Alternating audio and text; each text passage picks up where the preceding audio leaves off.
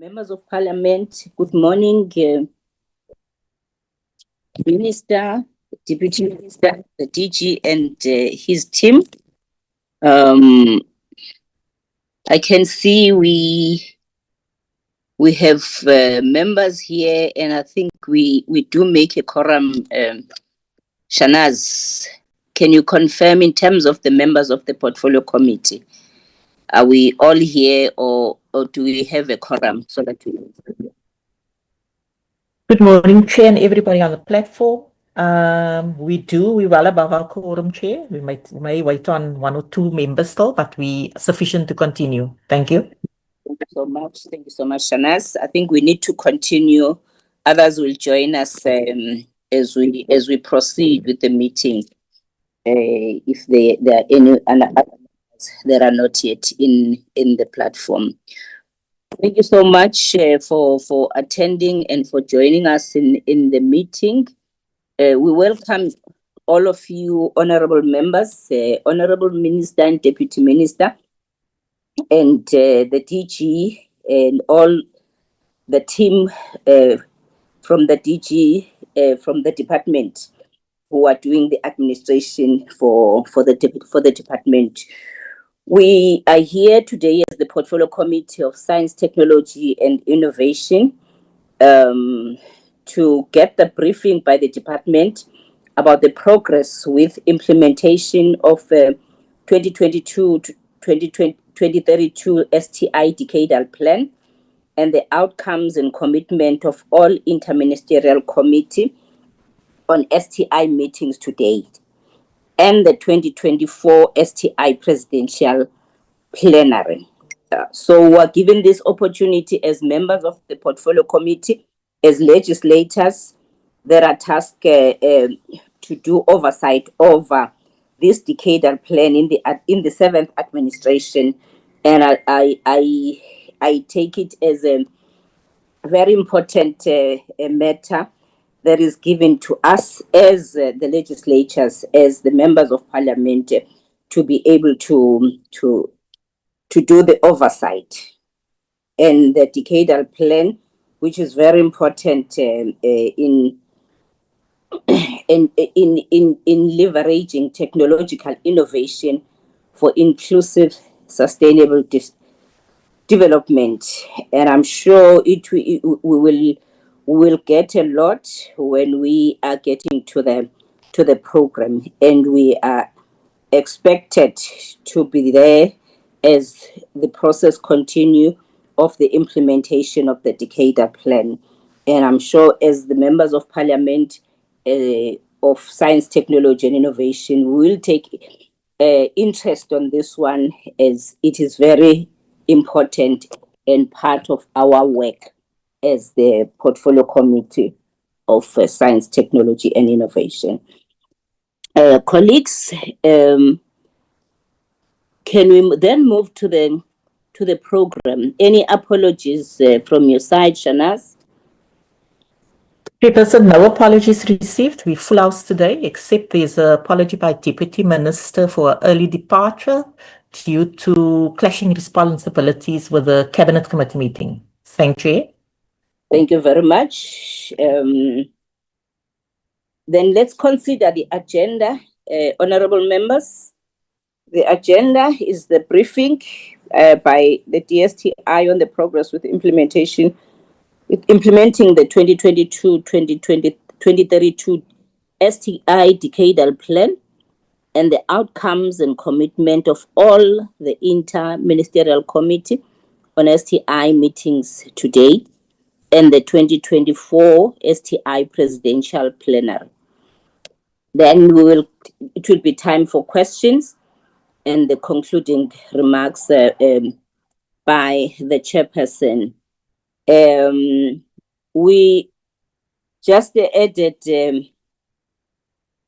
the committee business so that we are all taken through the process that we have started as members of the Portfolio Committee of Science, Technology and Innovation. Then we will get to the closure of the meeting. But Can I get from the honorable members if the agenda is adopted as it is? Or before that, let me welcome Honorable Mafahane. I'm sure, honorable member, I'm pronouncing your surname correct. You are welcome to the committee. As a member that is joining us today. Yeah, we are welcome. Welcome. I hope you will correct me if I pronounce it incorrect. No, it's correct, Chairperson. It's Carol Mafahane. That's Okay. correct. Okay. Thank you so much. You are welcome. You are welcome, honorable member. Thank you. Honorable Mazoni, then Honorable Mtaung. Good morning, Chairperson. I too join you in welcoming our new member, and I would like to propose adoption of the agenda. Thank you so much, Honorable Mtaung. Thanks, Chair. Good morning, Chair. Good morning, everyone. I second the adoption of the agenda. Thank you very much for adopting and seconding the agenda. Let's then get to the next point, which is the briefing by DSTI. I will then hand over to the Honorable Minister, Professor Nzimande, to lead the delegation as we are getting this important presentation before us. Thank you so much, Honorable Minister. Thank you. Thank you very much, Honorable Chairperson. Greetings to you and all the honorable members of the committee and all the officials who have joined us here from the department led by the DG, as well as parliamentary officials who have actually joined us. My video doesn't even look that great, but I'm sure you can recognize it's myself, Chair. Before then, I actually request to switch off the video so that I can go straight to the context that I just want to give. Honorable Chair and honorable members, as the Department of Science, Technology and Innovation, we always appreciate the opportunity to brief the Portfolio Committee on our work. Similarly, we value the feedback, guidance, and engagement that we receive from honorable members. We take the view that in the 21st century, there is no country that can hope to achieve its development priorities or achieve high levels of industrialization, growth, and development if it fails to enhance its science, technology, and innovation capabilities. To address our national priorities such as poverty, inequality, and unemployment, as well as skills development, and to respond competently to external realities such as geopolitics, economic and technological shifts, climate change, pandemic preparedness, and digital sovereignty, South Africa needs a coherent, solid, and agile national system of innovation. Today, we are giving you, we are reporting to the Portfolio Committee on progress we have made in the implementation of our Decadal Plan. The Decadal Plan, in summary, Honorable Chair and Honorable Members, is that Cabinet approved this Decadal Plan for Science, Technology and Innovation in 2022. And the decade, which is gonna be based on the implementation largely of this Decadal Plan, is 2022 to 2032. As honorable members would be aware, the Decadal Plan serves as the implementation plan for our country's 2019 White Paper on Science, Technology and Innovation. The Decadal Plan also serves as a critical enabler for the modernization of key sectors of our economy, such as mining, manufacturing, agriculture, health, energy security, and to enhance our capabilities in what we refer to as new growth areas, which in fact have huge potential to grow and develop our economy, which is the circular and digital economies. The Decadal Plan also seeks to enhance our capacity to respond to what is referred to as the grand challenges that face society and humanity today, including our country, such as climate change, future-proofing education and skills, and the future of society. The plan is therefore our country's primary science, technology, and innovation policy roadmap for the period, as I have said, of 2022 to 2032. Now, by way of context and background, the DG will go into details about this, about some of the key challenges and achievements since the adoption of the Decadal Plan. I need to stress that the adoption of the Decadal Plan since 2022 has coincided with a number of increasingly unfavorable conditions in the wider socio-economic system in which our national system of innovation is located. Though some of these conditions are domestic, but others are global, both pose very specific challenges to our policy commitments to fulfill the tasks outlined in the Decadal Plan. The first one I would like to highlight is the alarming downward trend in gross domestic investment in research, development, and innovation, which now unfortunately stands at 0.61% of GDP. This trend constitutes a serious challenge as it is occurring at a time when science and technology are vital resources to secure the future survival and sustainability of our own nation state. This trend must be reversed, and in this regard, higher rates of growth in public investment in terms of the budget must be matched by greater levels also of private sector investment in R&D.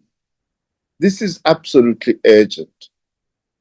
The second issue, which is a challenge, has been the growing tendency by powerful nation states to raise the cost of access to vital technologies. For example, microchips and other instruments, which are also becoming, by the way, a battle for geopolitical maneuvering. Alongside also the weaponization and securitization of vital technologies, leaving countries of the global south extremely vulnerable to face the challenges for the future. For example, as we saw during the COVID-19 pandemic, when we literally were at the mercy of foreign governments. For this reason, South Africa must gain an acceptable threshold of scientific and technological sovereignty. This is a very important matter that we also urge the Portfolio Committee, albeit being critical, but to support us on developing and protecting our scientific and technological sovereignty, which also must be balanced with vital links and cooperative partnerships with international science, technology, and innovation, or STI system, so that we are able to secure our collective future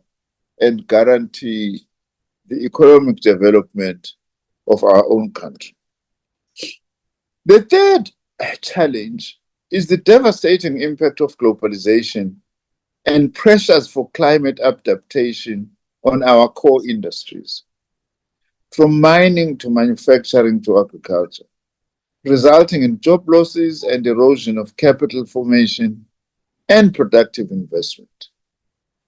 Against this, we see a vital role for STI to catalyze and fuel new innovations to transform older industries and building of next generation enterprises in the green and blue economies.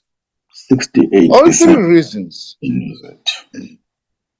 clearly suggest that we must decisively place STI at the center of government, industry, education, and society. It is against this background, Honorable Chair and Honorable Members, that we hosted the inaugural Presidential Plenary for Science, Technology, and Innovation, which was addressed by our President. This was a significant elevation of our work within government. This structure, together with the STI Inter-Ministerial Committee, supported by the Interdepartmental Science, Technology, Innovation Committee of Directors General, must reconvene this year, that is, the Presidential Plenary, to sustain critical momentum on the outstanding tasks outlined in our Decadal Plan. In March 2025, we hosted the inaugural National System of Innovation Transformation Summit. The recommendations of the summit have been incorporated into our department's strategic plan. And we will certainly be including this as part of some of our APPs. In November last year, one of our local partner companies, BioVac, secured important approval from the South African Health Products Regulatory Authority, SAPRA, to begin clinical trials in what is really an innovative development coming from inside our own country and basically backed by our department, which is a locally developed oral cholera vaccine. This is a major development, not only to boost South Africa's vaccine manufacturing capabilities, but also to give impetus to the African Union's goal of ensuring that by 2040, 60% of the vaccines used in Africa are locally produced. During the same period, another very important development that we must report to the portfolio committee is that UNESCO, at its general meeting in Uzbekistan in November last year, declared our African Institute on Indigenous Knowledge Systems as a Category 2 center of UNESCO. This center is housed at the University of KwaZulu-Natal and aims to promote, preserve, and integrate indigenous knowledge systems, something that I know is very special to you, Chair, into national development strategies. Last month, we held the inaugural Inter-Ministerial Committee on the Hydrogen Economy, chaired by our Deputy President, Honorable Paul Mashatile. Our department also demonstrated significant achievements in transformation, inclusive innovation, and municipal service delivery. The presentation will provide greater detail on both the challenges and milestones we have achieved in this regard. Looking forward, for the remainder of the term of the 7th administration, and guided by our decadal plan, our department will strengthen its focus on the following strategic priorities, which we want to table before this portfolio committee. Firstly, we need to focus on increasing the gross expenditure on research and development to 1.5% of gross domestic product by 2030. That's just under 4 years from now, Honorable Chair and Honorable Members. Indeed, this is going to be a big task and a big challenge. We also need to accelerate the transformation and expansion of science, technology, and innovation, human resources, and our research workforce. We have to invest in human resources development for science, technology, and innovation.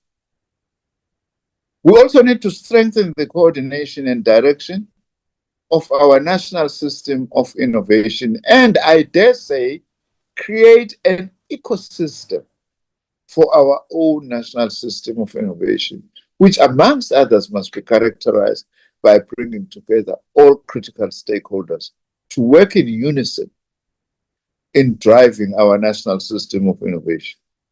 We also need to maintain and upgrade our key science infrastructure and projects, such as the Square Kilometre Array, the nuclear medicine research infrastructure, and developing credible pandemic preparedness capacity. And I hope that honorable members have either visited, if not, we are willing to work with you so that you can visit and see some of this really very impressive science infrastructure for our country that we are responsible for.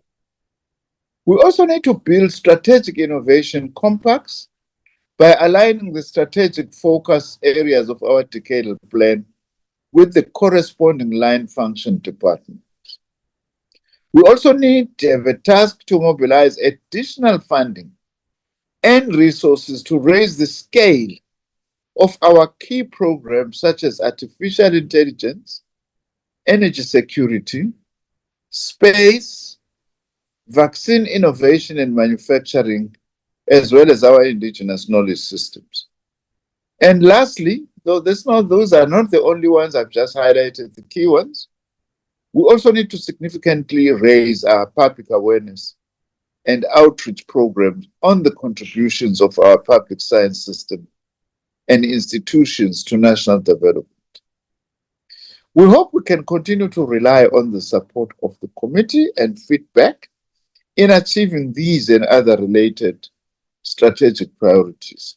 In conclusion, Honorable Chair and Honorable Members, in today's presentation, we will provide the committee with a detailed overview of progress made in implementing the Decadal Plan, outline some of the key achievements within the national system of innovation, highlight some of the key challenges and constraints, and outline some of the priorities going forward. All portfolio committees are important, Honorable Chair and Honorable Members.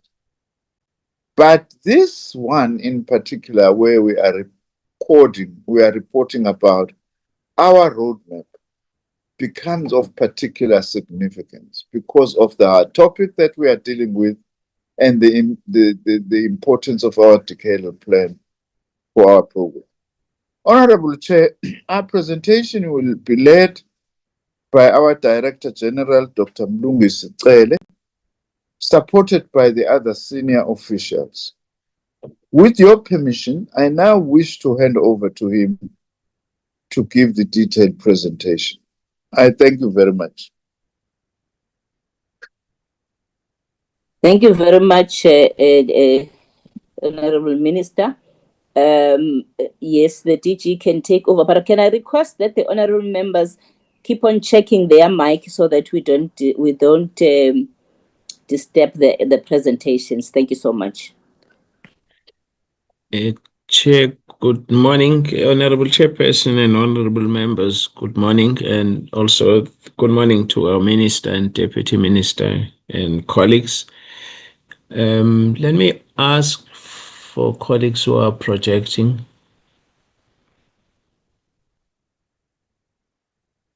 Not so sure if it's you, Shanaz, or... Okay, so please put it on the presentation mode.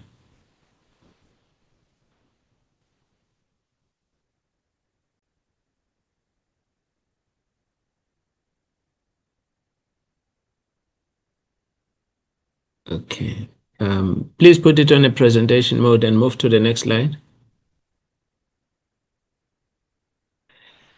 Thank you very much. Chairperson, the Minister has provided an adequate background, and with that, I would like to skip this slide. And just to speak briefly, building on what the Minister has said around the context, just to remind honorable members that we're living in a world systems that is undergoing profound transformation, and it is plagued by intersecting polycrises such as inequality, development financing, the climate crisis, and the impact of new technologies, as the Secretary General of the United Nations aptly articulated in 2024. We are also still facing the unresolved long-term impact of the 2007-2008 global financial crisis and the COVID-19 pandemic, which stretched the national system of innovation to its limit. The Minister has touched on the geopolitical risks and opportunities associated with our system within which the Decadal Plan implementation has been emerging. Suffice maybe just to highlight three critical aspects of that context. That is, we're observing the emergence of new conflicts and the destabilization arising from new forms of geopolitical and economic rivalry. We're also, as the Minister indicated, observing an increasing weaponization of science, technology, and innovation in global competition. And of course, here the main trend is that special developed economies, they are increasingly treating science as a matter of national security. And we have seen in countries like UK, at least they told us 2 weeks ago, that even the budget allocated to science, technology, and innovation has been reduced and redirected to national security. But part of this process is the denigration of science expertise and the pursuit of truth, which has an impact on how we've always understood science as a public good. There are growing challenges to the sovereignty of middle or smaller nation states in the global south. The Minister did speak to this aspect. The next slide.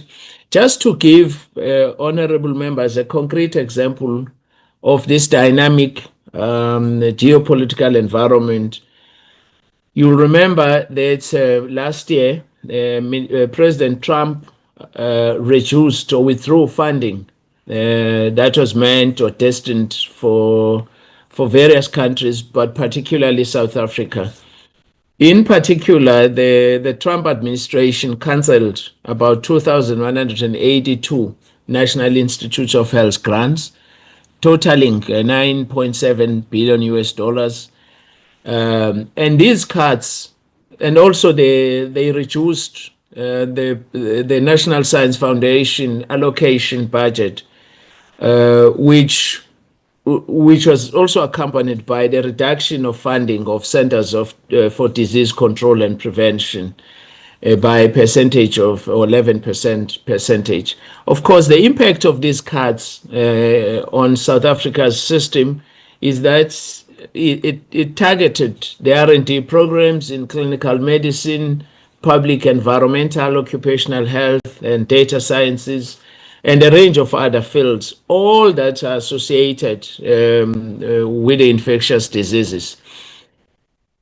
We are of the view, and it's based on, supported by evidence, that these funding cuts not only affected the scientific research outputs, but they also weakened the life-saving healthcare interventions, and members of parliament would be too familiar with this, with the National Department of Health having spoken publicly on a number of occasions about this. But we've also seen scientific and technical workers, some of them being retrenched, and there's also been a reduction in the over-reliance in respect of the NSI resilience. Let's move to the next slide. So, of course, considering this funding withdrawal, the Minister did indicate that he set up a working group which reflected on the implications of this withdrawal, but broadened its scope to look at the entire value chain of international funding. And the ministerial working group has produced a report which the minister has considered, and it's en route to cabinet. But at the heart of that report, as the minister indicated, is the need for a sovereign STI funding. So let's move to the next slide. Just to also add on to Minister's characterization of our domestic context, is that the department remains fully committed to supporting government agenda targeted at resolving or addressing the triple challenges of poverty, inequality, and unemployment, with the 7th administration having committed to pursue 3 strategic priorities about inclusive growth and job creation, reduction of poverty, and the tackling of high cost of living, and the building of a capable, ethical, and development state. In our view, science, technology, and innovation is indispensable to all our efforts in tackling these challenges, and we therefore promote the motto, the mantra that seeks to place science, technology, and innovation at the center of government, education, society, and industry. The minister did speak to this slide. It's just to remind members of the Portfolio Committee, honorable members, about where the Decadal Plan came from, what informed it, and what are its priorities. Let's move to the next slide. This slide summarizes those key priorities, but provides a graphical sense of how we view the Decadal Plan impact pathway. And of course, our focus is to make sure that through the Decadal Plan, we exploit the power of science, technology, and innovation to address societal and inclusive socio-economic development challenges, which constitute our impact. But we also know that we have to respond to the environmental or sustainability challenges. But they are also, we have to focus and ensure that we deliver on the outputs that are set out in both in the Decadal Plan, but also cascaded through the strategic plans and annual performance plans, and build various linkages, as well as ensure that that which we consider to be drivers, they give effect to the implementation of the Decadal Plan. The next slide. Let me skip this one because the minister has touched on it. Maybe just to add the point about our humble appreciation or recognition of the successful G20 and the BRICS ministerial meetings on research and innovation, which gave effect to some of our commitment that are articulated in the Decadal Plan, and the fact that in the next 2 years we will be playing a critical role as part of the SADC chairpersonship. The minister did speak to the governance of STI, most importantly, the key instruments that are articulated in the Decadal Plan, that's the Presidential Plenary and the Inter-Ministerial Committee. The only part that I want to emphasize is the budget coordination mechanism, which was approved by Cabinet through a new strategic management model. And it seeks to contribute towards improving government spending on research and development across the 3 spheres of government. Let's move to the next slide. So, Chairperson, this is the first, what we articulate as goal 1. The minister did speak to our priorities to modernize key economic sectors such as mining, agriculture, and manufacturing. And as you can see here, what we have done through the presentation and the detailed report which we have provided is to identify achievements that have been made in respect to agriculture, such as the installation of a national plant phenotyping platform at both the universities of Pretoria and Stellenbosch. And in respect of manufacturing, just to give an example, we're able to support 20 biomanufacturing demonstrators And we have seen also CSIR launching the hot isostatic press facility.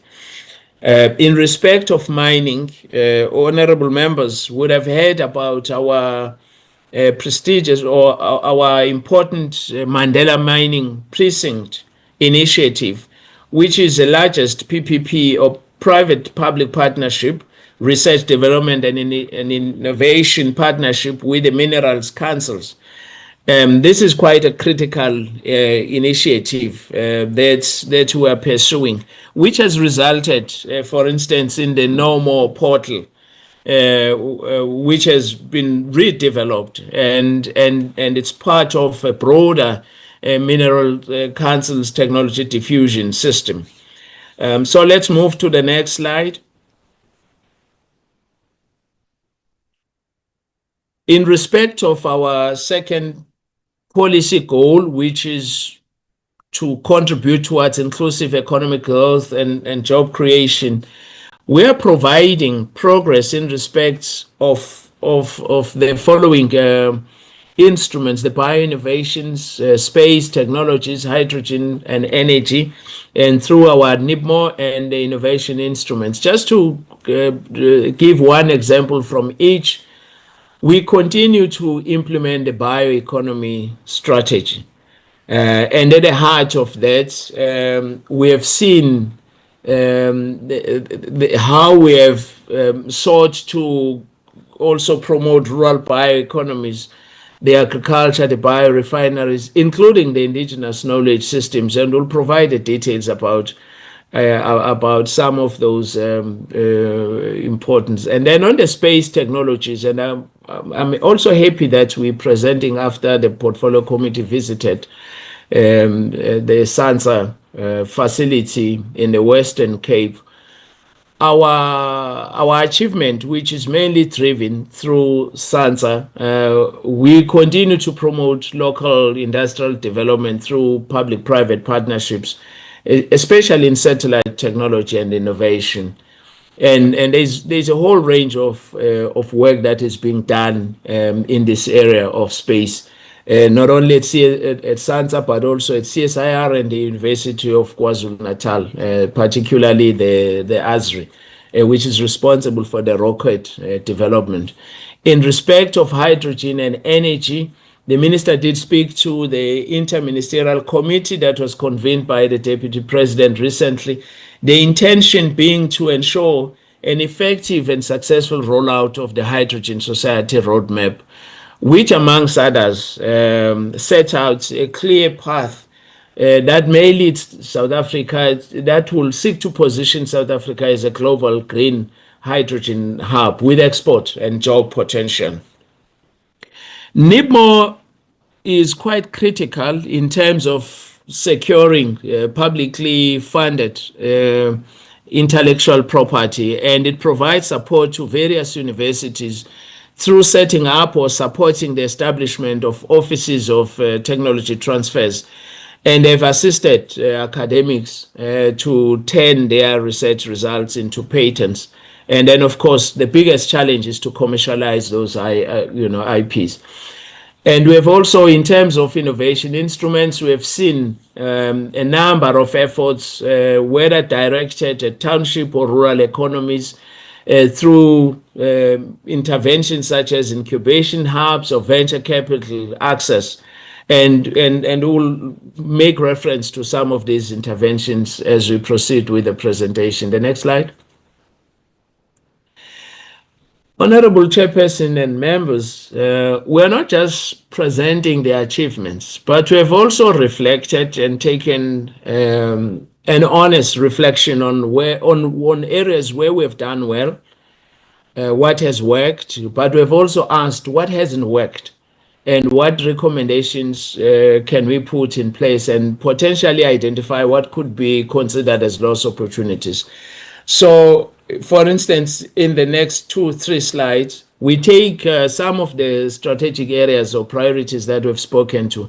If we look at bioinnovation, we are quite comfortable in a sense that the implementation of the bioeconomy has seen positive uptake in respect of some of the initiatives. But we've also seen how we have sought to mainstream indigenous knowledge-based technology innovation and working with other government departments like forestry and fisheries around this panza. We are able to make an impact not only in respect of the NSI, but broadly across government. And also we've seen improved coordination, especially in respect of public research in bio-innovation areas, in areas like health, agriculture, IKS, and biomanufacturing. And we continue to play a leadership role in Africa and throughout BRICS. But we are quite cognizant of the fact that we have not been able to extend and expand the participation of the private sector, which is not just a peculiar or unique challenge facing this area of bioinnovation, but it's a challenge facing the entire system. But we also see some level of fragmentation in specific, or when it comes to specific issues. And we set out what could be done to address some of the opportunities or the weaknesses that we've picked up. Let's move to the next slide.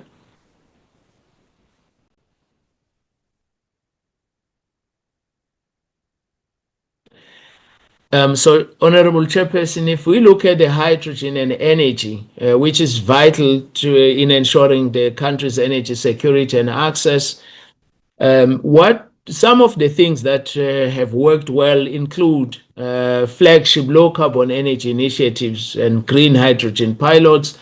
And we've also been able to strategically position clean energy research development initiative within government. But what hasn't really worked, in our view, is the limited localization of manufacturing linked to hydrogen and renewable technology, and the upskilling of locally developed and public finance IP. It's part of now of our focus moving forward to make sure that we take the hydrogen societal roadmap to the next level. Let's move to the next step.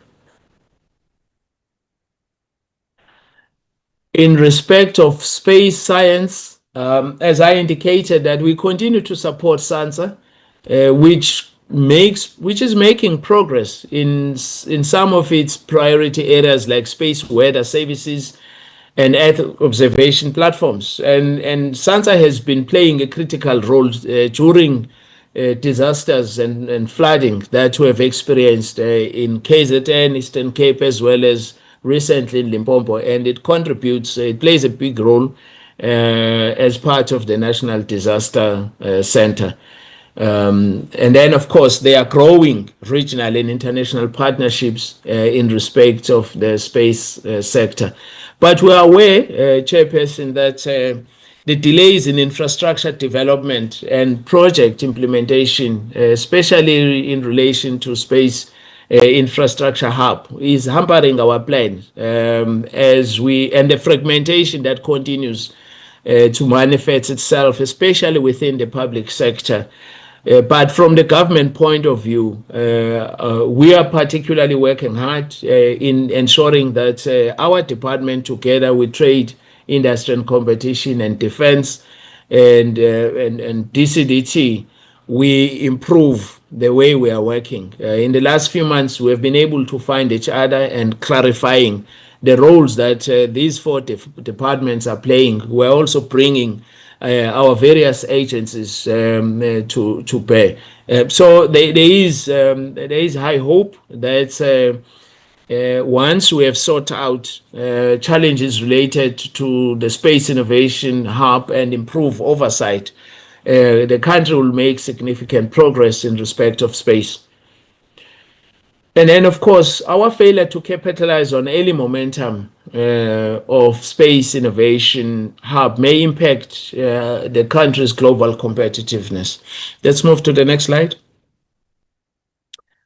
The minister did speak to circular economy as one of the new sources of growth. The major achievement in this regard has been the actual development of the circular economy strategy And the 3 initiatives that we have since launched, consequence to the finalization of the strategy. And these initiatives are located at 3 different centers: the Northwest University, Free State, and the National Clean Air Production Center. And they focus on different aspects: minerals and metals, agriculture, and manufacturing. The next slide. These are the concrete projects that we've been pursuing between 2023 to 2025.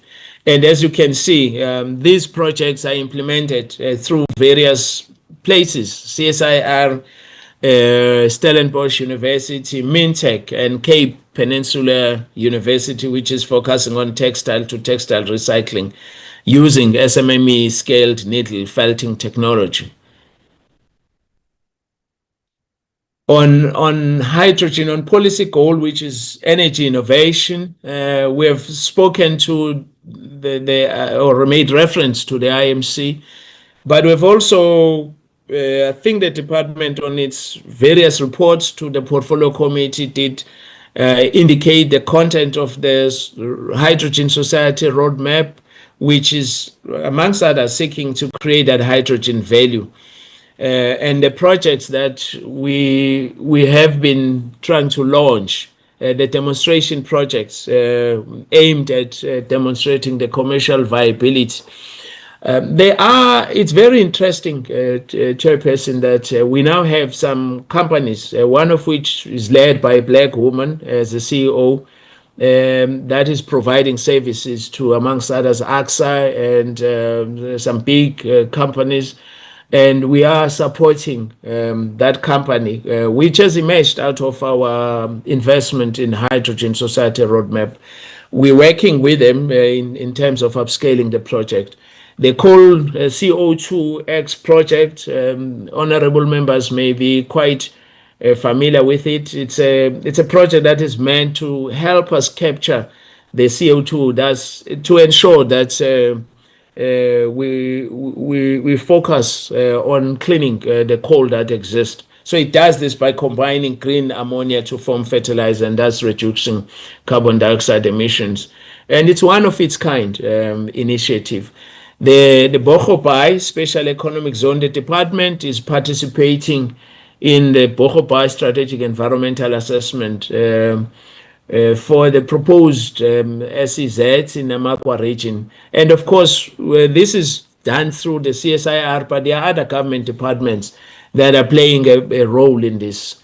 On the goal 5, which is health innovation, the minister did allude to BioVac playing a critical role in this space. It's important to indicate, Chairperson, that we're at advanced stage of developing the National Cancer Research and Innovation Strategy, which the minister has been quite passionate about.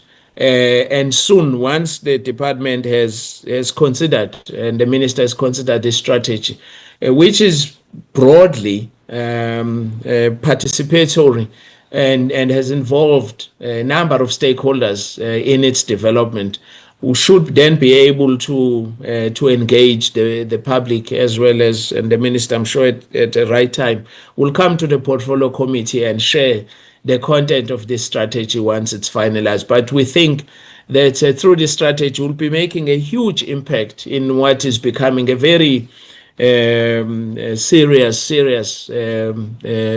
contributor to death, cancer. And the draft vaccine innovation and manufacturing strategy, we're able to finalize, to produce that draft.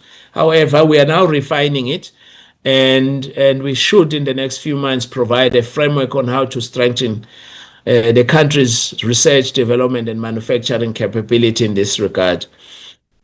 And then again, we are doing a lot of work through the various agencies like the South African Medical Research Council, and CAPRISA and other institutions through what we call the Strategic Health Innovation Partnerships.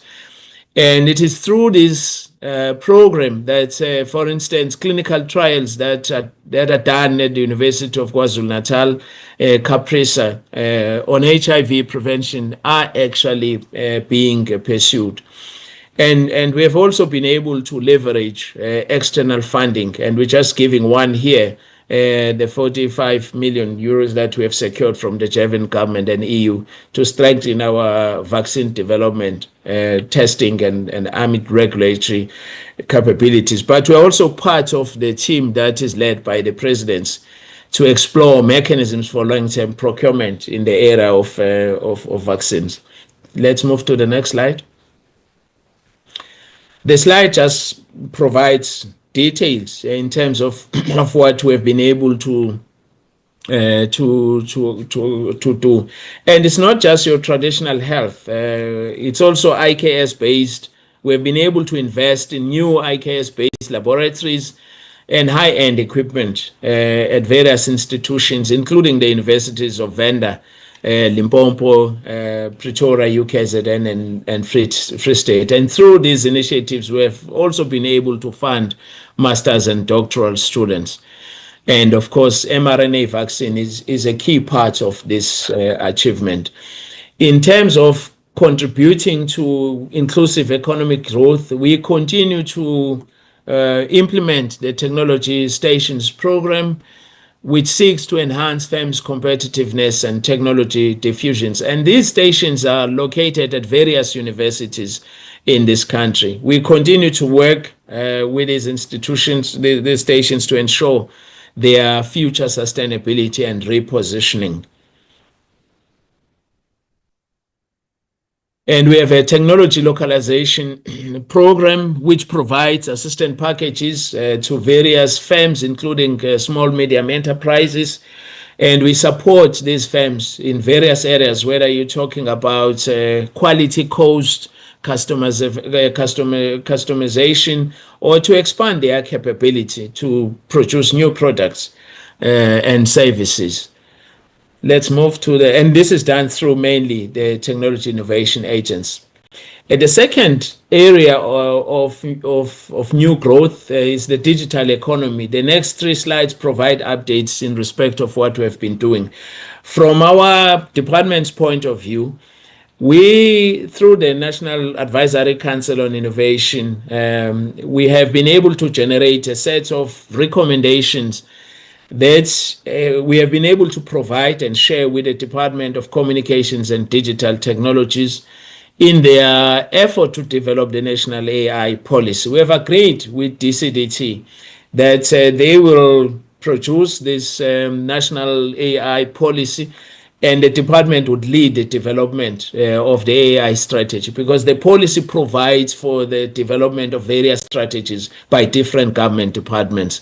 We highly appreciate this progress, but we're also able, through NECI, to provide a set of recommendations on how to, on research development and innovation, cybersecurity recommendations. And these recommendations have been also provided to the relevant departments that are dealing with cybersecurity. We are also part of the process that is led by the presidency, which is implementing a cabinet-approved digital transformation roadmap. And the department has a specific role to play within that roadmap, and we have assigned people who are leading that work. The next slide.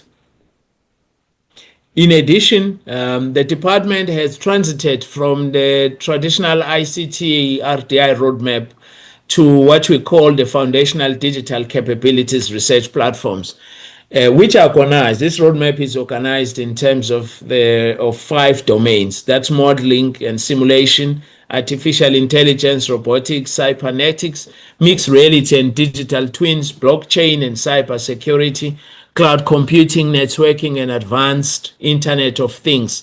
So far, we have been able to provide research and train young people in these different areas. Our ambition by 2031-32 is to see a strong, stable ICT sector as one of the key drivers of economic success in South Africa, and to be at the forefront of evolution that goes hand in hand with advancement in business models, and also to advance product and service development hub.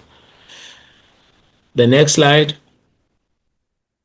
Again, we have established the Center of Artificial Intelligence, which is based on hub and spoke, and you could see the various institutions that are involved in this Center for Artificial Intelligence research, and they focus on different areas. Let's move to the next slide. Again, we know the impact of digital economy on employment. The slide captures what the department is doing in respect of understanding the impact, potential, or the implications of digitalization or digital economy on the world of work. So at the University of Pretoria, we are funding or supporting the Center for the Future of Work, which is focusing on digital literacy, green talent, entrepreneurship, and it's developing the human potential for an automated future. At Wits University, we are supporting the Southern Center for Inequality Studies, which is investigating the intersection of digital technology, labor markets, and inequality in the Global South, including a focus on youth and women. Through the HSRC, we are supporting research. It's connected research, STEM, AI, soft skills needed for the fourth industrial revolution in the context of high unemployment. We support the University of Johannesburg Center for Social Development in Africa, which is examining the impact of gig economy and platform work on social protection and worker rights. And we are also supporting the SA Titan Economic 3x3, which is providing policy dialogues focusing on labor market reforms and the impact of AI or automation. At the University of Tswana University of Technology, we are supporting the Institute for the Future of Work, which is an ideation hub for global public-private collaboration and invention designed to respond to the requirements of the rapidly changing world of work brought about by the new production revolution. Let's move to the next slide. The minister did indicate that our work, Honorable Chairperson, is also to support the development of a capable and development state. We are providing support in respect of developing and strengthening local innovation and production systems. The intention is to support innovation-driven local economic development in various municipalities, while transforming these local economic development policy and practice. So some of the examples here will include M-Labs, living labs that are found in various places, for instance, in the Western Cape and other parts of the world. We are also pleased that the partnership with the Department of Human Settlements has resulted in the adoption of the Science, Technology and Innovation for Sustainable Human Settlements Roadmap, which recently produced a compact that was adopted at a recent Science Innovation Building Technology Summit that was opened by the President and hosted by the Department of Human Settlements. The department plays a critical role in that regard towards achieving green, smart settlements. We have, for instance, demonstrated through the Dlambe EcoSun Green Village how to use or deploy innovative building technologies. And will be, I think last week, Honorable Chairperson, we did present at a joint portfolio committees of human settlements and this committee the details about this work that we are doing with the Department of Human Settlements. We are also supporting both the minister and the deputy minister who are deployed to serve two districts, development models, and the department has coordinated and pulled together a suite of interventions to provide concrete support in realizing the objectives of district development models. We are also supporting the inclusion of people with disabilities And we have developed a number of technologies and innovations to support people with disabilities, including the technologies that are meant to support them in respect of language. We are also conducting policy studies to make sure that across government, innovation is adopted. We are also having innovations that are meant to support youth inclusion into the mainstream economy through various opportunities that young people are participating in. The Grassroots Innovation Program provides a range of tools that have seen young people developing or maximizing their technological competencies or skills. And we are working together with the Department of Water and Sanitation and the Water Research Commission to support the adoption of non-sewered sanitation systems in schools and water-scarce locations through what we call the South African Sanitation Enterprise Program. So far, 12 schools have been supported with innovative sanitation technologies. We are also contributing using ICT opportunities supporting schools. So this slide summarizes essentially the major interventions that we are deploying to make sure that innovation contribute to inclusive development. Let's move to the next slide. It is also important, Honorable Chairperson and members, that we package and communicate our work better. We create opportunities for South African citizens to engage in science and also to promote indigenous knowledge systems.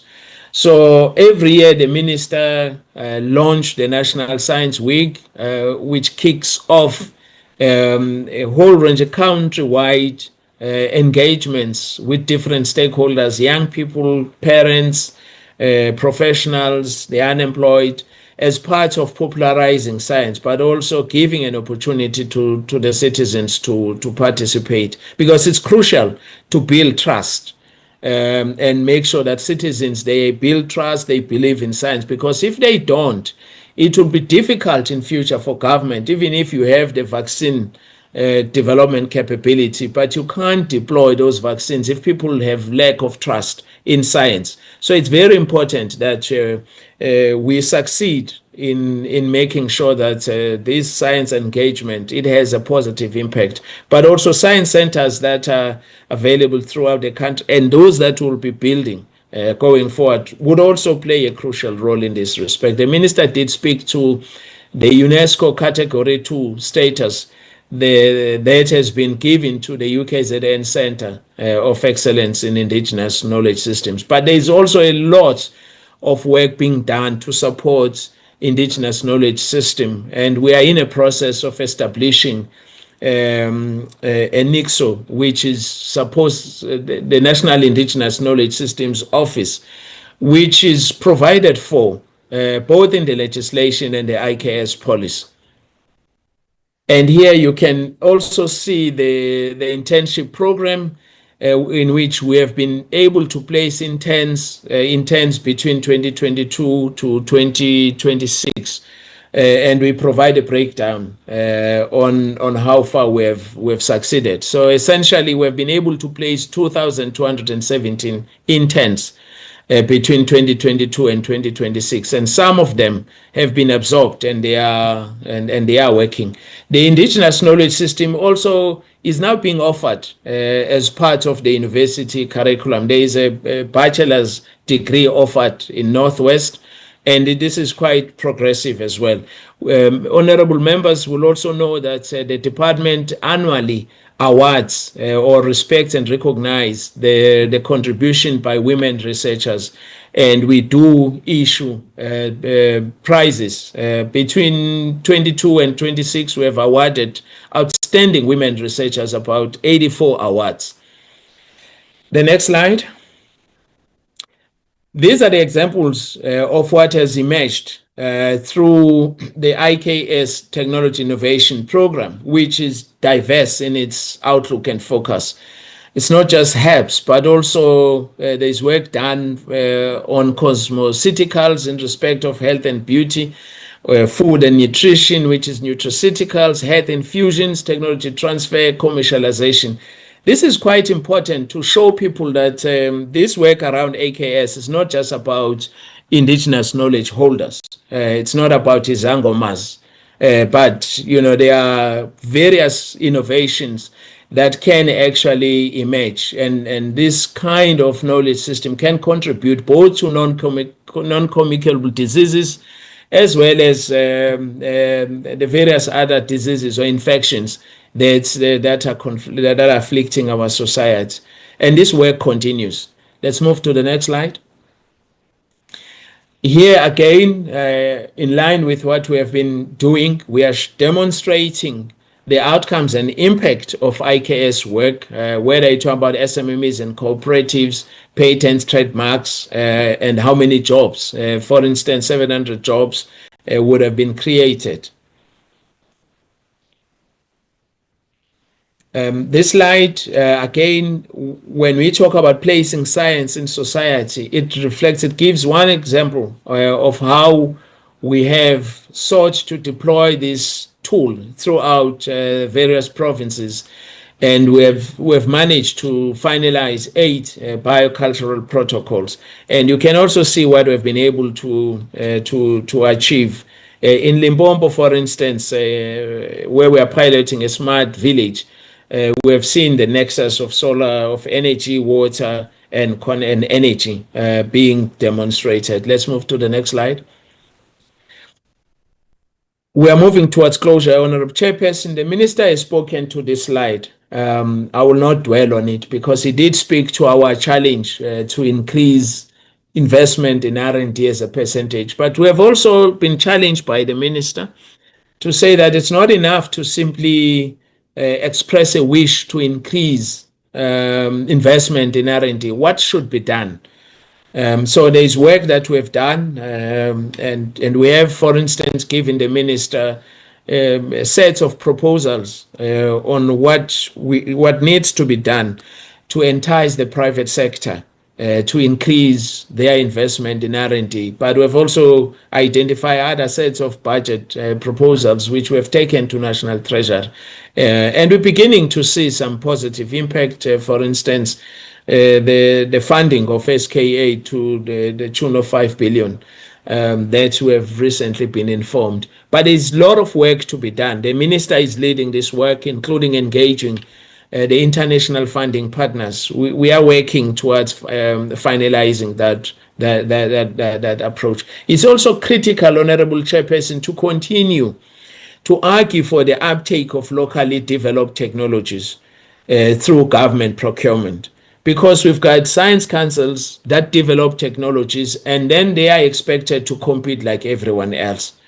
For those technologies to be taken to their logical conclusions or to be commercialized. So it's a critical element that we are hoping the Portfolio Committee would support us in our drive to increase investment in science, technology, and innovation. Of course, investing in people remains central to our vision and also the Decadal Plan. It is a critical enabler. The slides provide details about what we have been able to provide. And of course, we don't want to spend too much time here because the National Research Foundation on various occasions would provide detailed updates to the Portfolio Committee about what is it that is being achieved through our budget allocation. Suffice to emphasize the point which we have already indicated that we're not only providing students with grants, but even those that have completed but remain unemployed, we support them through the internship. And also we're having initiatives to support matric students who are participating in Olympiads, ESCOM Expo, and a range of other instruments that are seeking to make sure that we realize a science literate society. Let's move to the next slide. Let's move, because the slide provides details about the transformation of our human resources for STI, and you can see progress that is being made in terms of women researchers and Black researchers in particular, and how these changes are happening. But we are we remain quite concerned that the professoriate remains largely constituted by white old males, with women constituting just about 37%. That remains a huge transformation challenge. Let's move to the next slide. The next slide, please. Chairperson, the minister did speak to the inaugural presidential plenary, and one of the big announcements, if not the big announcement made by the president, was the launch of the presidential PhD initiative, which we remain committed, and we've seen interest from various stakeholders, including international partners. But our view is that all stakeholders need to continue to support this initiative unless we lose the momentum that we have gained so far. We need the relevant stakeholders and our sister departments that are meant to play a big role in ensuring that this initiative is critical. It is broadly appreciated and welcomed, and we can see what it would achieve in future. But we also recognize that part of resolving our human resources challenges in this country will require us to foster and strengthen our collaborations with our South African and African diaspora experts, some of whom are quite willing to come and work here. And we should actually be exploiting this opportunity, or exploring possibilities of luring some of the experts in the diaspora who are facing the challenges as countries like United States are cutting back on research and science. And we have an opportunity to attract the best talent that may exist elsewhere in the world. Let's move to the next slide. Honorable Chairperson, the Minister also did indicate our commitment to international cooperation and partnerships. We continue to play a critical role in the implementation of the African Union Science, Technology and Innovation Strategy 2034. And we are contributing funding, but we're also playing a big role in shaping the content of the policy. We are also committed to continue playing a critical role, a leadership role in revitalizing the SADC cooperation. And of course, we've got a number of bilateral agreements in the continent which we want to maintain. The minister's commitment to ensure African research agenda sovereignty remains top of our agenda. It will inform our approach. We do recognize that we have to work with DTIC and other bodies in ensuring that we exploit the opportunities that are provided by the African Continental Free Trade Area, and to make sure that we attract foreign investment to South Africa, but also support the regional development of science, technology, and innovation systems, because our system cannot thrive without stronger SADC science, technology, and innovation systems. The next slide. Like we've done, Honorable Chairpersons, with the previous priorities, we have also reflected on what has worked well in respect of our international partnerships. And this slide captures that, for instance, that we have seen how we have managed, or we continue to provide leadership in advancing the African agenda. So we have also, seen how we work in partnership with DERCO and the presidents in ensuring that our foreign policy is successful, and we are seen as a reliable partner by DERCO in this regard. Thank you. The next slide. Some of the things that have worked relate to resources, both financial and human.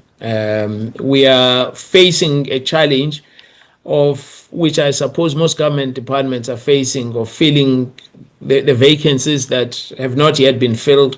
There is a process underway to also try and unlock this process. The budget remains insufficient in supporting our initiatives, and the challenges of coordination and coherence between the department and the system remains a challenge. And there are just some systemic challenges which we are attending to. The next slide. Again, these slides, they just give details, honorable members and chair, in terms of grants and concrete initiatives that we have been able to deliver as part of our science diplomacy. The next slide. Again, the minister touched briefly, because our work is also meant to support municipalities and other government departments. And as you can see here, we are working with a number of municipalities.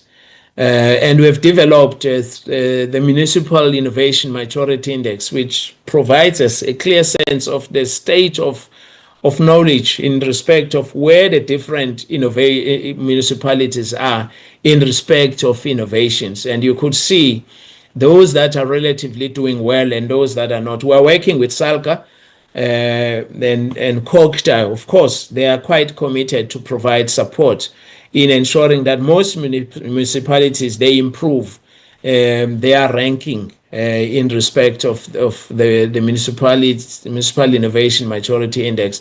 We're also seeing, as a consequence of this work, some municipalities, even in Limpopo, they now have innovation champions.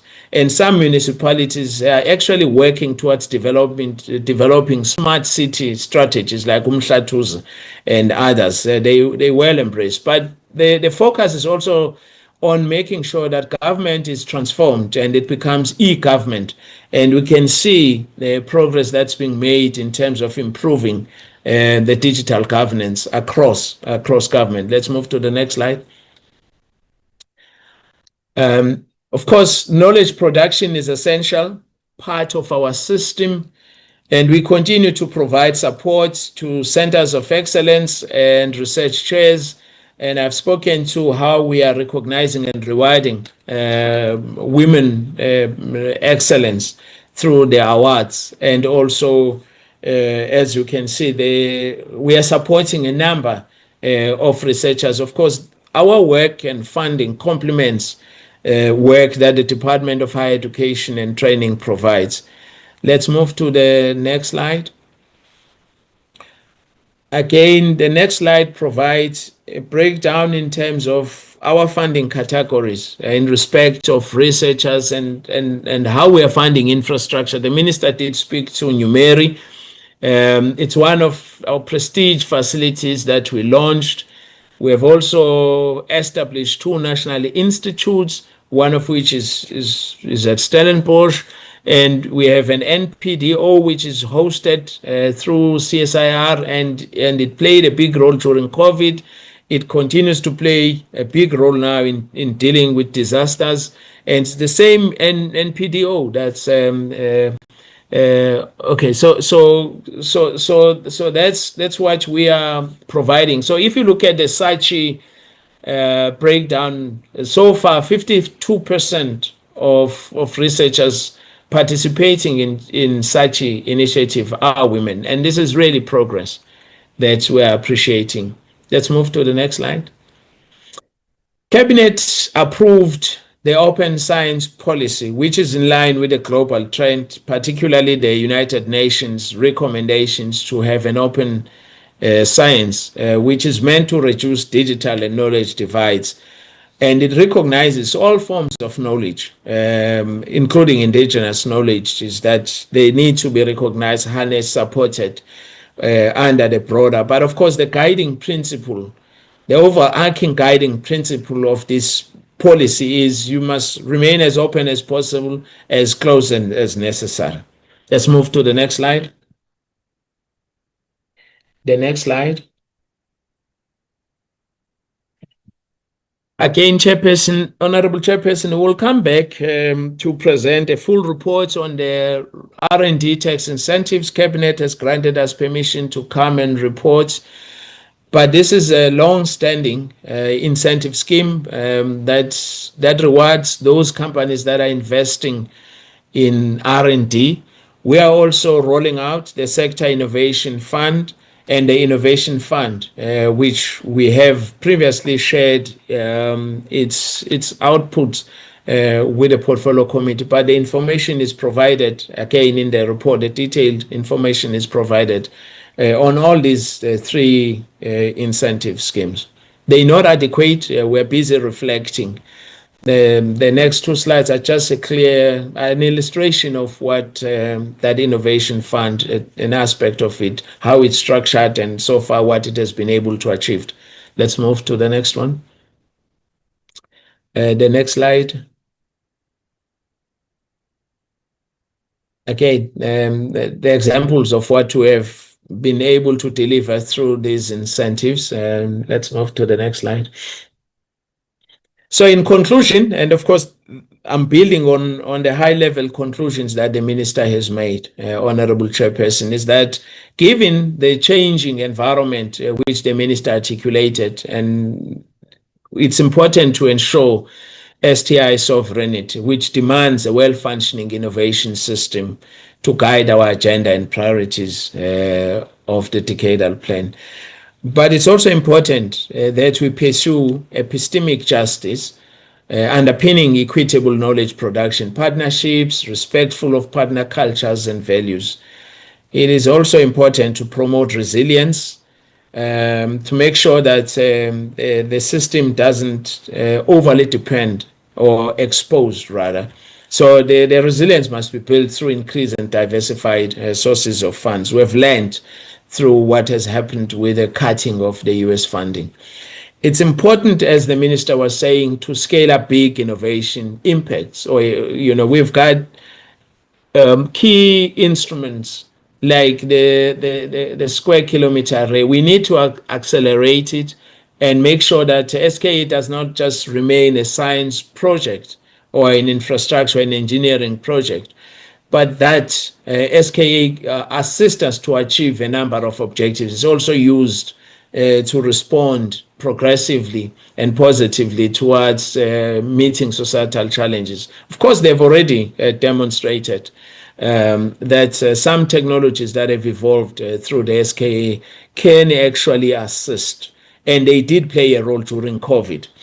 The launching of the Vaccine Innovation Manufacturing Strategy Phase 2, leading to its commercialization, is something that must be pursued with vigor, and we need to make sure that it's taken through the full value chain. Again, we did allude to the need to accelerate the implementation of the Hydrogen Energy Society roadmap and build an overarching and coordinated DSTI-led artificial intelligence RDI program covering all critical decadal plan strategic priorities.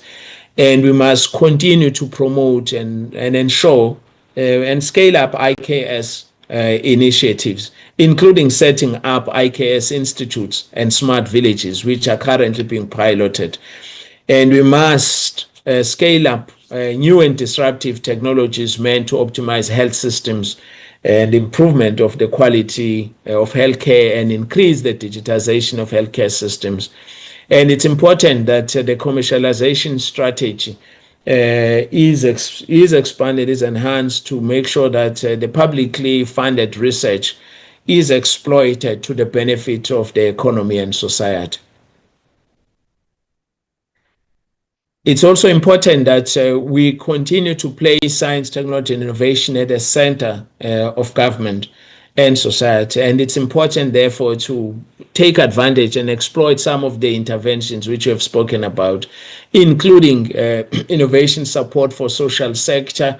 We've got technologies that have been developed, like the CSIR language technology app, which is helping in reading for meaning in Sepedi, Zulu, English, and Afrikaans.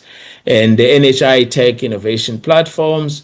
We must make sure that our support to DDM is expanded, whether through viability and validation of innovation, service delivery programs, and other interventions. Let's move to the next slide. And then, of course, international cooperation is vitally important. The minister has underscored that point. Let's move to the next one. Apologies, Honorable Chairperson, for taking longer than planned. But we would like to humbly present this progress update to the Portfolio Committee. And we thank the Minister's leadership and the Deputy Minister's leadership so far. And we will encourage and refer honorable members to the detailed reports that is underpinning the presentation. Thank you very much, Minister. Let me hand back to you.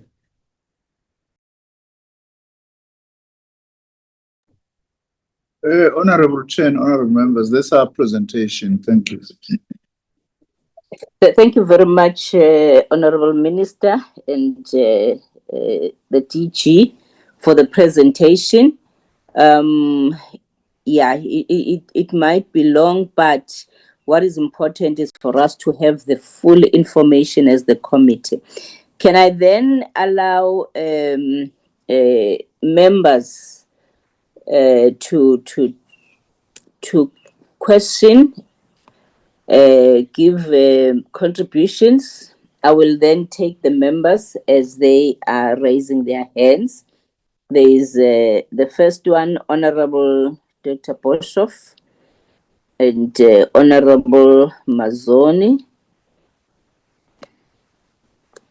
Honorable Ngosi, Honorable Ramgalo, Honorable Mjadu, Honorable Dr. Tenbekwayo,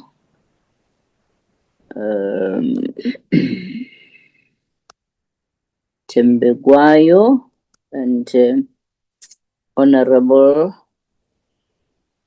Daung, and Honorable Sapo. I hope I'm not leaving anyone. Okay, yeah. Can we start? Chair, have you recognized my hand? Yes, Mutaung? yes, I've recognized you, Honorable Daung. All right, Chair. Okay, thank you. Honorable Boshoff. Sorry, Chair, can you repeat the list so that we know which number are we? Thank you. The first one is Honorable Boshoff, the Honorable Mazzoni, number 2, number 3, Honorable Ngosi, number 4, Honorable Ramgalo, and followed by Honorable Mjatu, followed by Honorable Tembekwayo, then Honorable Mtaung, and Honorable Sapo. Thank you. So I will remind you, honorable members, don't worry. I will just indicate that it's Honorable so and so now. Thank you. Honorable Boshoff. Thank you, Honorable Chair, and through you to the Minister and the DG. Thank you for this comprehensive presentation. I think we are in Africa in a special position that it is the only part of the world where the population is set to grow for the next 50 years or even longer, while in the rest of the world we have a demographic implosion, which I think is very relevant to this department and the work that it does. But I want to start with what the Minister said about aiming for a 1.5% of national expenditure by 2030, which he indeed indicated that it's within 4 years. And I wondered, it's nearly a doubling of this department's budget, unless one goes about in not in a creative way, but in a comprehensive way to say, so how much does agriculture invest in research and development or in innovation, and how much does several other departments, and then count it all together? And then maybe we could say we are at 1.3% already. And then we have to add something. That's the only way I could think, unless the Minister can tell us that he had a very good discussion with the Minister of Finance and that things are going to change. But according to what I see, every department is very protective over its budget, and we need to take something somewhere. So I would like to know, is this 1.5%, is it a plan or a wish? Not meant in a derisive way. I just want to know. Then also the vaccinations, and we heard about BioVac. Vaccinations is very much in the news at the moment with South Africa's inability to produce its own foot and mouth vaccines, and we know these are not the only animal illnesses or diseases prevalent in South Africa, especially with this high rainfall year in the Lowveld. We should expect some outbreaks. Do we look at animals also, or only at humans? And then the hydrogen project, that is something which concerns me very much. There are certain highlights that we have been hearing about the Hydrogen Society roadmap ever since I got to this committee in 2019. And the highlights doesn't really change, which I understand, but one would like to know the level of advance that has been reached in these years. For instance, do we have some kind of projection when it should reach profitability? If we speak about clean coal with green ammonia, could we make it concrete in the sense of it will be possible to open some coal power stations because it would not result in air pollution anymore? Or if we could just have some more measurable or testable highlights or objectives which we are working with to.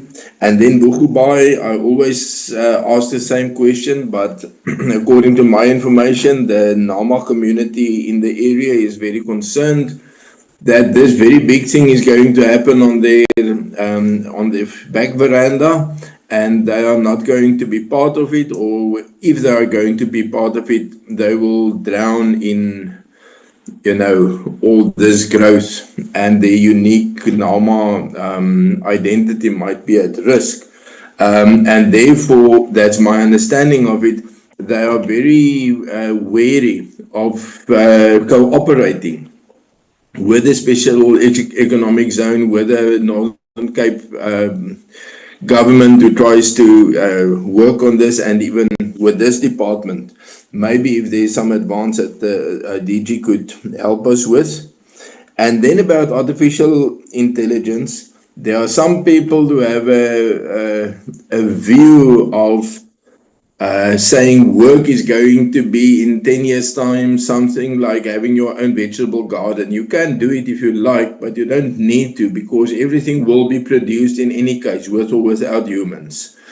And the challenge will be the distribution of wealth. The wealth will be created, but how do you distribute it? We were used to a system in which your labor and the scarcity of your knowledge and your specific skills has a bearing on how much of the wealth comes to your side.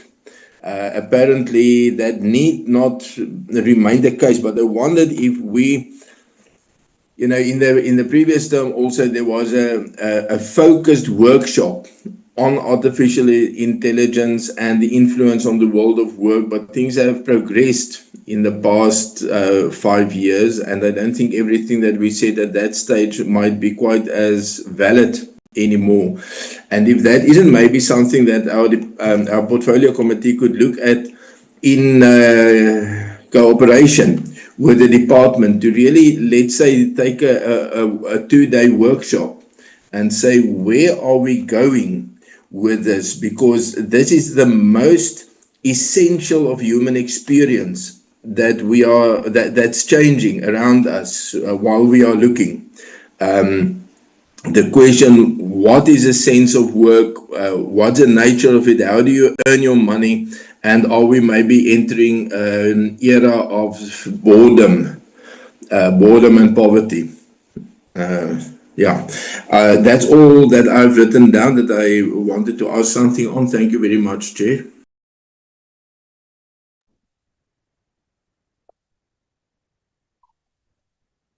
Honorable Mazoni. Thank you very much, Chairperson, and good morning to the Minister, the Department, and all colleagues. Chair, Honourable Boshoff has touched on a few things that are of elements of concern for me. And if I may start with the very last point Honourable Boshoff made about coordinating with other committees regarding AI. So this to me is one of the biggest challenges that we face as a department as a whole. We're a standalone department, and in my opinion, we're probably the department that could have one of the greatest effects on the economy, both now and going forward for South Africa, especially when one looks at exactly what the effects of R&D can do for a nation. I use Japan as the perfect example of how R&D can grow your nation and grow the economy. And I've said 1,000 times, I don't think that this department gets enough credit and enough importance is placed on this department, given the role that it is expected to play. So what I'm seeing, and I could be very wrong, is that there's a persistent issue of a lack of coordination between departments. Departments, perhaps they're discussing things on cabinet level, that could well be happening. But certainly, when it comes down to the nitty-gritty everyday things, again, let me just refer to what Honourable Boshoff said about AI. I believe that the Department of Digital Communications is producing some kind of AI regulation. I think that should fall under our portfolio. There's a whole lot of stuff that is so overlapping. I'd just like to know that, well, not that, how are we going to overcome the seemingly endless overlap that happens with our committee, and then our committee always lands up taking second place? Chair, I mean, one just has to turn on the television or open any form of social media and you see the geopolitical state that the world is in. Chair, are we positioning ourselves correctly in the global community? And how can we ensure that we're viewed in a much more favorable and a much more sturdy, if I can use that word, dependable way in terms of our R&D that we can offer to the whole world, because the whole world is in turmoil at the moment. So if you're a stable nation, you certainly have a lot to offer the rest of the world. Chair, there are a lot of projects that get done by a lot of entities that fall under this department, and a lot of them, again, overlap. And we've seen entities come and speak to us, and Minister, you know this, it's probably what keeps you awake at night, is the constant question of and complaint that there's not enough money. How do we get more money? How do we fund this project, etc.? I'd like to know, should we be focusing more on sort of making sure that we have certain projects that receive our attention, and just admitting that due to the economy, we simply can't fund certain entities or can't fund certain projects that some entities are doing? Because at the moment, what I'm seeing is I'm seeing one pie, and I'm seeing the pie being cut into slices, and then those slices being cut and those slices being cut yet again. Chair, there's got to be a very, very strong method of accountability and performance accountability. I'm a big believer in future benchmarking. Chair, I enjoy robust oversight. I like to be completely clear and transparent about things. So we're looking at this decadal plan, and, well, 10 years might seem like a long time. As we've just heard, 2030 is a mere 4 years away from us. Can the department, and I think the department is probably the right person, people to answer this question.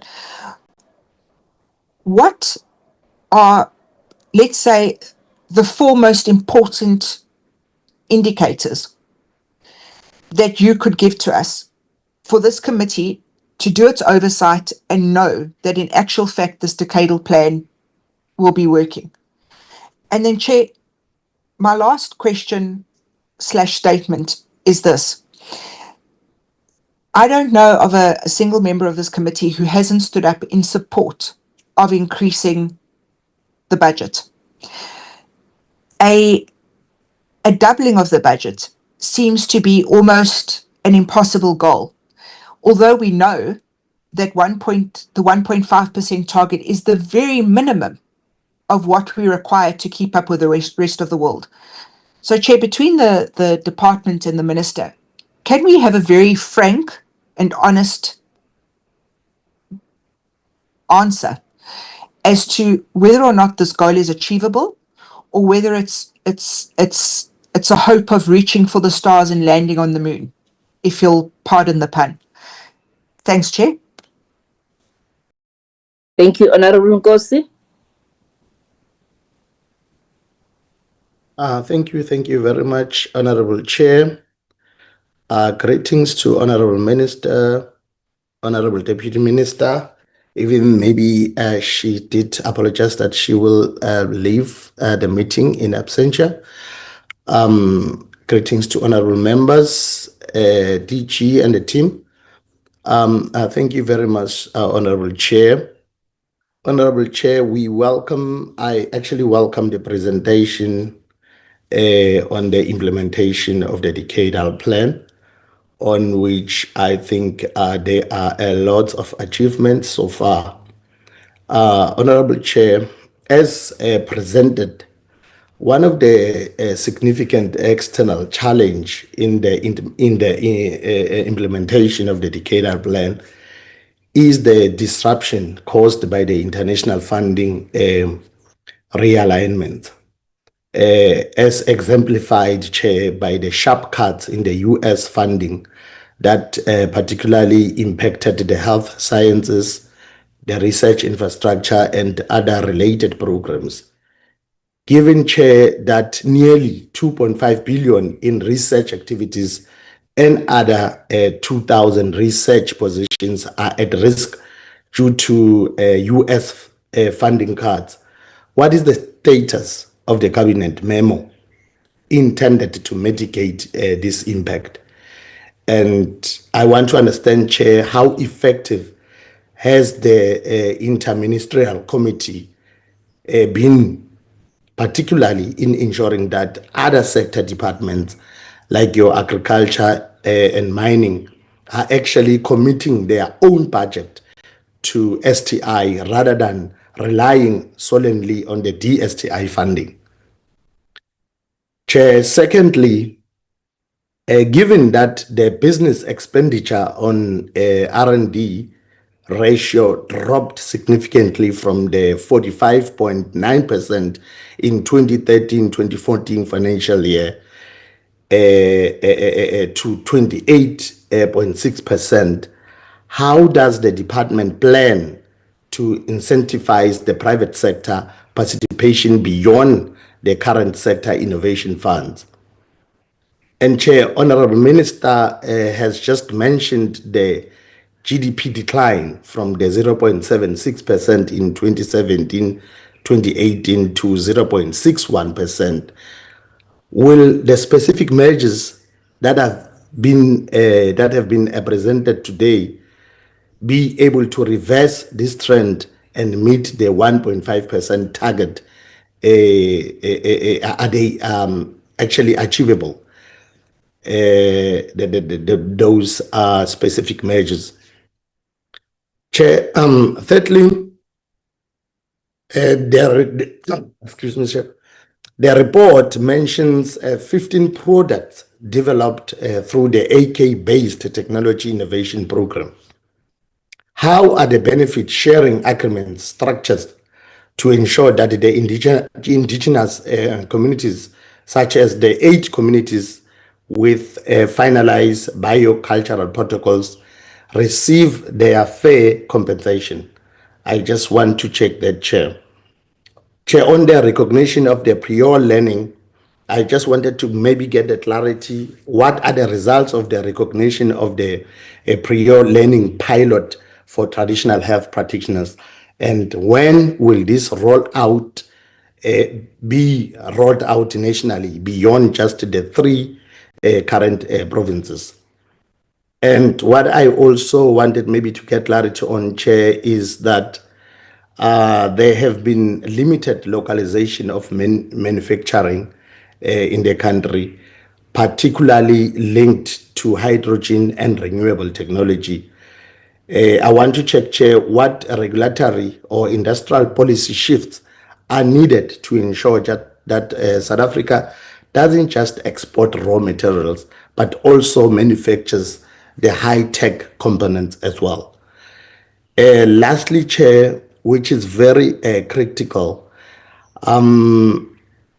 I just want maybe to understand what robust monitoring and evaluation and also policy learning mechanisms will be or are being utilized or are in place to track the progress, identify emerging challenges, and adapt the decadal plan implementation in a dynamic global and domestic context. Those are my questions, Chair. Thank you. Thank you, Honorable Ramgalo. Thank you, Chair, for the opportunity, and greetings to all the colleagues here today. Greetings to the Honorable Minister as well. I too welcome the presentation, and DG, as much as we have challenges, but I appreciate your tone of optimism. It gives us hope. Today, Chair, I mainly have comments and maybe one or two questions because I have been thoroughly covered by my colleagues. Firstly, it goes without saying that there is, a clear commitment from our entities to seek to position STI as a thriving force, that truly fosters economic growth, social development, and, compete internationally, which, the Honorable Minister has touched on. We saw this clearly reflected in last week's presentation with the Department of Human Settlements, how that collaboration can lead to addressing challenges in housing and even the construction center. We saw, how innovative building technologies, such as alternative building materials and, modular construction can reduce costs, and accelerate delivery and improve sustainability in addressing South Africa's housing backlog. For me, that was interesting to learn last week. So, which begs the question around, the need for the white paper on STI and the decadal plan to, somewhat find its footprint in how it is integrated with other sectors. We need to find a way, or maybe I should rather ask, how can we strengthen the national system of STI to ensure that research and innovation translates into practical economic benefits? The question I always ask myself is, why is it that this department is not often viewed as a potential driving force behind South Africa's socio-economic development? That is really concerning, and Honorable Mazoni has touched on it as well. From being a member of this committee, coming in clueless about things involving science and technology, to falling in love with the work of the department and its entities, I am very much concerned about, investment and funding in R&D, especially because we've seen how the work done by this department can lead to a thriving ecosystem of STI. And this should obviously require a strong public and private sector funding model in order for it to fully succeed. I know you've touched on it, DG. And, my next question was centered around, the strategy you have to pursue incentives for the private sector, to be more involved. So I look forward to you coming back to explain how that rollout is going to go. Lastly, Chair, the current geopolitical climate, which I think all of us are concerned about, has really made the world a scary place to live in. And the ripple or domino effects are felt across, including obviously in our department. And to hear that 2,000 research positions are currently under threat, is not only concerning, but it's a painful reality to have to acknowledge. To hear that we could, possibly lose 2.5 billion in research funding is not, pap and place. So what is the plan there to ensure, especially the security of the 2,000 researchers who stand to lose their jobs? Thank you, Chair.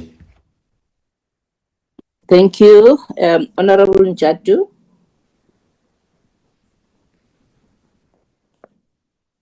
Honorable Njadu. Okay. Thank you very much, Chairperson, honorable members, Minister Nzimande, the department. Thank you, Dr. Gcele, and your team for your presentation. Chairperson, I always believe that in South Africa we do have money, and I'm covered with other colleagues.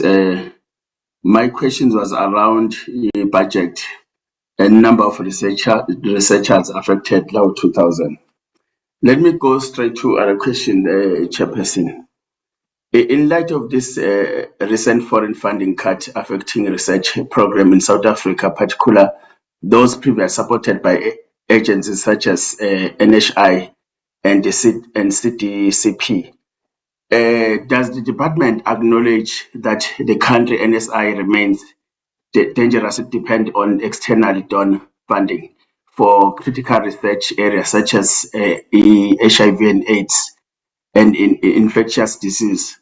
And if so, what concrete steps has government taken to secure alternative funding sources or to mobilize domestic private sector and generous investment and build a sustainable local funding mechanism to ensure that life-saving research and national development priorities are no longer vulnerable to sudden policy decision by foreign governments? So I used to, Minister, I believe that in South Africa we do have good researchers and we are not short of money. We do have money. So I believe that if government can look at, if government can apply for a license. I don't know how to apply for a license. Is it difficult for us as South African to get a license to produce our own ARVs? I'm just posting that one to you, Minister. Number two, since the plan was presented as a strategy to stimulate economic growth and job creation, and in light of high employment rate in South Africa, at this almost 9-point stage, how many sustainable jobs have actually been created, and how many new enterprises have been established, and how many technologies have been successfully commercialized as a direct result of initiative under this plan? And my last question, Chairperson, given that the STI the Decadal Plan is now approaching the halfway mark of its 2022 to 2032 implementation period, is the department able to provide the clear measurable evidence of progress against the plan original targets and identify which key milestones have already been missed or delayed? Furthermore, what concrete measures are being taken to ensure that remaining objectives are realistically achievable with the remaining time frame? I thank you, Chairperson. Thank you, Honorable Tembekwayo. Thank you, Chairperson, and appreciation for today's presentation. My first question is, how is South Africa using its IKS success stories to influence the ongoing negotiations at the World Intellectual Property Organization regarding the legal protection of traditional knowledge and genetic resources? What is your success story on integrating digital economy and circular economy principles into sectors like manufacturing, agriculture, and mining? New IKS laboratories have been established at the universities of Venda, Limpopo, and Pretoria To what extent are these labs being used for contract research by the private sector, and how sustainable is their funding model? Following the finalization of biocultural community protocols, what is the status of actual benefit sharing agreements that have resulted in financial returns for these communities? The following two questions are of a sensitive nature and directed to the minister. And I would like to make use of this opportunity to ask it to the minister, because we are talking about a plan, a decadal plan until 2032. As we are discussing this, Minister, the Special Investigation Unit is probing allegations of maladministration and improper conduct related to 4 vaccine research procurement contracts involving the CSIR and the University of KZN.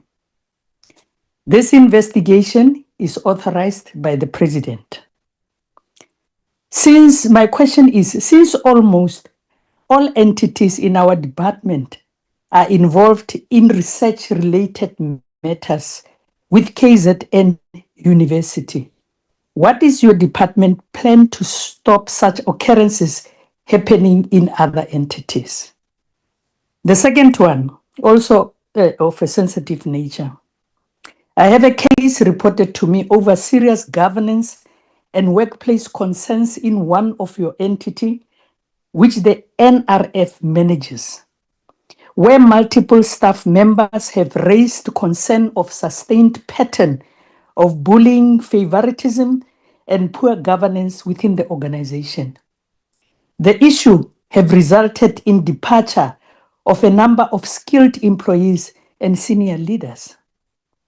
As we are addressing the decadal plan for the period until 2032, how do you provide intervention in these sensitive matters that affect the image of your department? What would your urgent intervention plan be to stop the continuing negative tendency of treatment of the staff so as to retain quality, skilled workforce? Thank you, Chair. Thank you, Honorable Ntaung. Thanks, Chair, for the opportunity. Let me take this opportunity again, Chair, to thank the department and join my colleagues by applauding the department with this informative presentation. Chair, I only have 2 questions to the department. Question number 1, Chair, is DG, what are the major achievements of the grassroots innovation program in promoting inclusive development and supporting local innovation initiatives? Secondly, how can South Africa effectively reduce its over-reliance of foreign STI funding, especially from a small number of high-value funders, to enhance STI sovereignty and sustainability in the face of a global geopolitical shift? Thanks, Chair. Thank you, Honorable Sapo. Can the other members please lower their hands unless there is another hand, unless it's a follow-up on these ones. Thank you, Honorable Sapo. Thank you very much, Chair. Good morning to you, the Minister and everyone in the meeting. Chair, I hate to be so satisfied by the presentation. I think the DG did well. Yes, on top of the challenges that the department is experiencing, and on top of the financial budget issues that he spoke about. There is hope, and also understanding that the DG has just arrived. But I am so satisfied and comfortable, Chair, with the presentation that we received.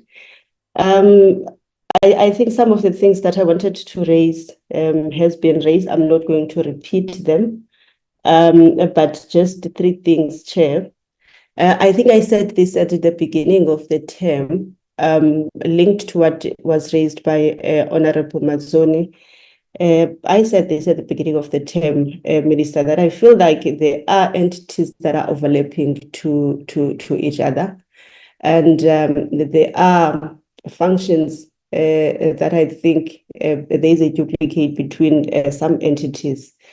I just want to check from your side, Minister, if you are not feeling the same, and at which stage is the department considering to sit down and relook on all the entities that we have, and if there is the need to merge some, we do that, taking into consideration the budget constraint that we have, so that there is no duplication of functions. While there are critical areas that needs that where we can divert the budget to. At what stage then does the department consider to relook at some of the entities, and with some not necessarily be an overlapping, but there are those some advisory that I don't necessarily understand their existence, the relevance of their existence at this particular point, even though it might be that they were relevant at the point of an establishment. But now, how relevant are they in some of the functions that they carry? That's the first one. The second thing, Chair, is on the issue of the NSI PhD graduations, that we seem to be far from the 5,000. That is the target, but I think we are around 3.620 or something. I just wanted to understand what are the challenges and how is the presidential PhD program seek to address those challenges. You know, when we were doing an oversight, we met some PhD and master students in one of the establishment that we visited. Beautiful, and part of the research that they are conducting, very interesting, and I think it would be for the good benefit of the department and the country in general. I think that it then worries me if we seem not to be meeting that. Yes, we cannot rule away the fact of how PhD programs are run by universities and the dynamics of the university itself. But what is then the challenge for us not to meet that particular target? But the work that we have seen for those students that are funded by the entity that we said, that's beautiful. And I really hope that out of the research and recommendation made out of their own academic work, it will be really beneficial for us. The last thing, Chair, is on the IKS. I want to check DG the 577 graduates that we have. Where are they? Are we utilizing them or ensuring that at least beyond the graduation, they can be able to sustain themselves, even if then they venture into opening their own bio-innovation SMMEs, so that they can be able to grow, yes, within the space of trading as well, but for the benefit of the department. Where are they? Are we not losing them beyond the graduation? But the last thing is linked to what was raised by Honorable Tembekwayo on the new laboratories of the IKS. I just wanted to check after they've been established, how effective are they? I know that she asked about the sustainability of their own funding model, but I just want to check their effectiveness, that they are there.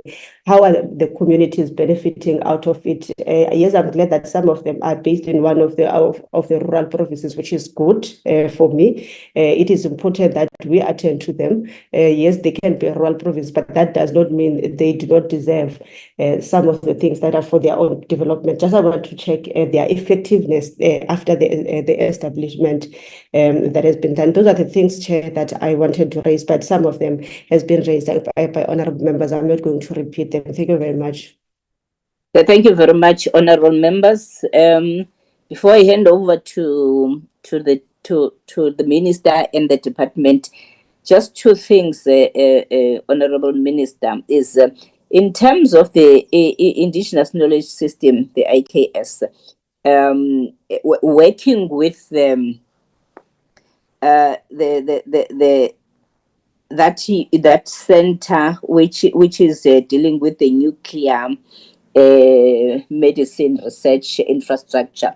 Is there a way of collaborating so that whilst they develop the nuclear medicine to cure cancer, TB, and all of that, but at the same time we also integrate them with the IKS so that they are also able to develop some cure when it comes to those some of the diseases that are sometimes regarded as terminal diseases, that because I'm just throwing this to check if we do think about it in order to integrate both the indigenous knowledge and the Western medication, which will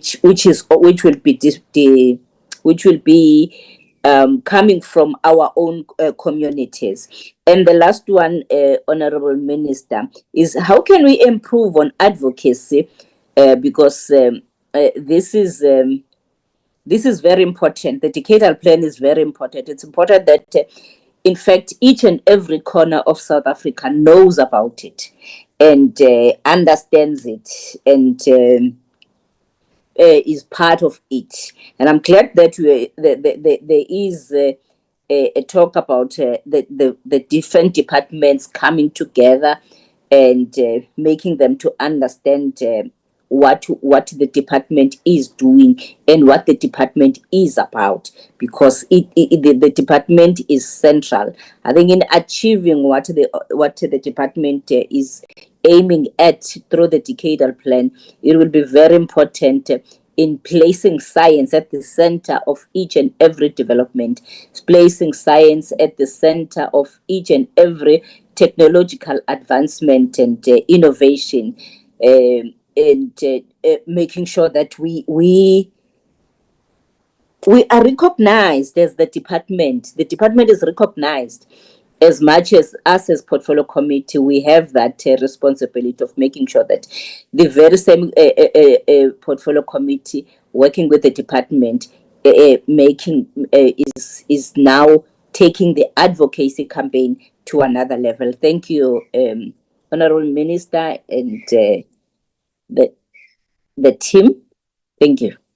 Can I hand over to you? Thank you very much, Honorable Chair, and also thanks to all the honorable members for the questions and comments. Perhaps, if you allow me, Chair, I will ask the DG to go first, and then I'll see if there are any other. Well, there were specific questions directed to me. Some of them the DG may also comment on. And then I'll come in at the end. With your permission, Chair, to the DG. Thank you so much, DG. You can come in. Thank you very much, Honorable Chair and the Minister. So let me start with the IKS-related questions.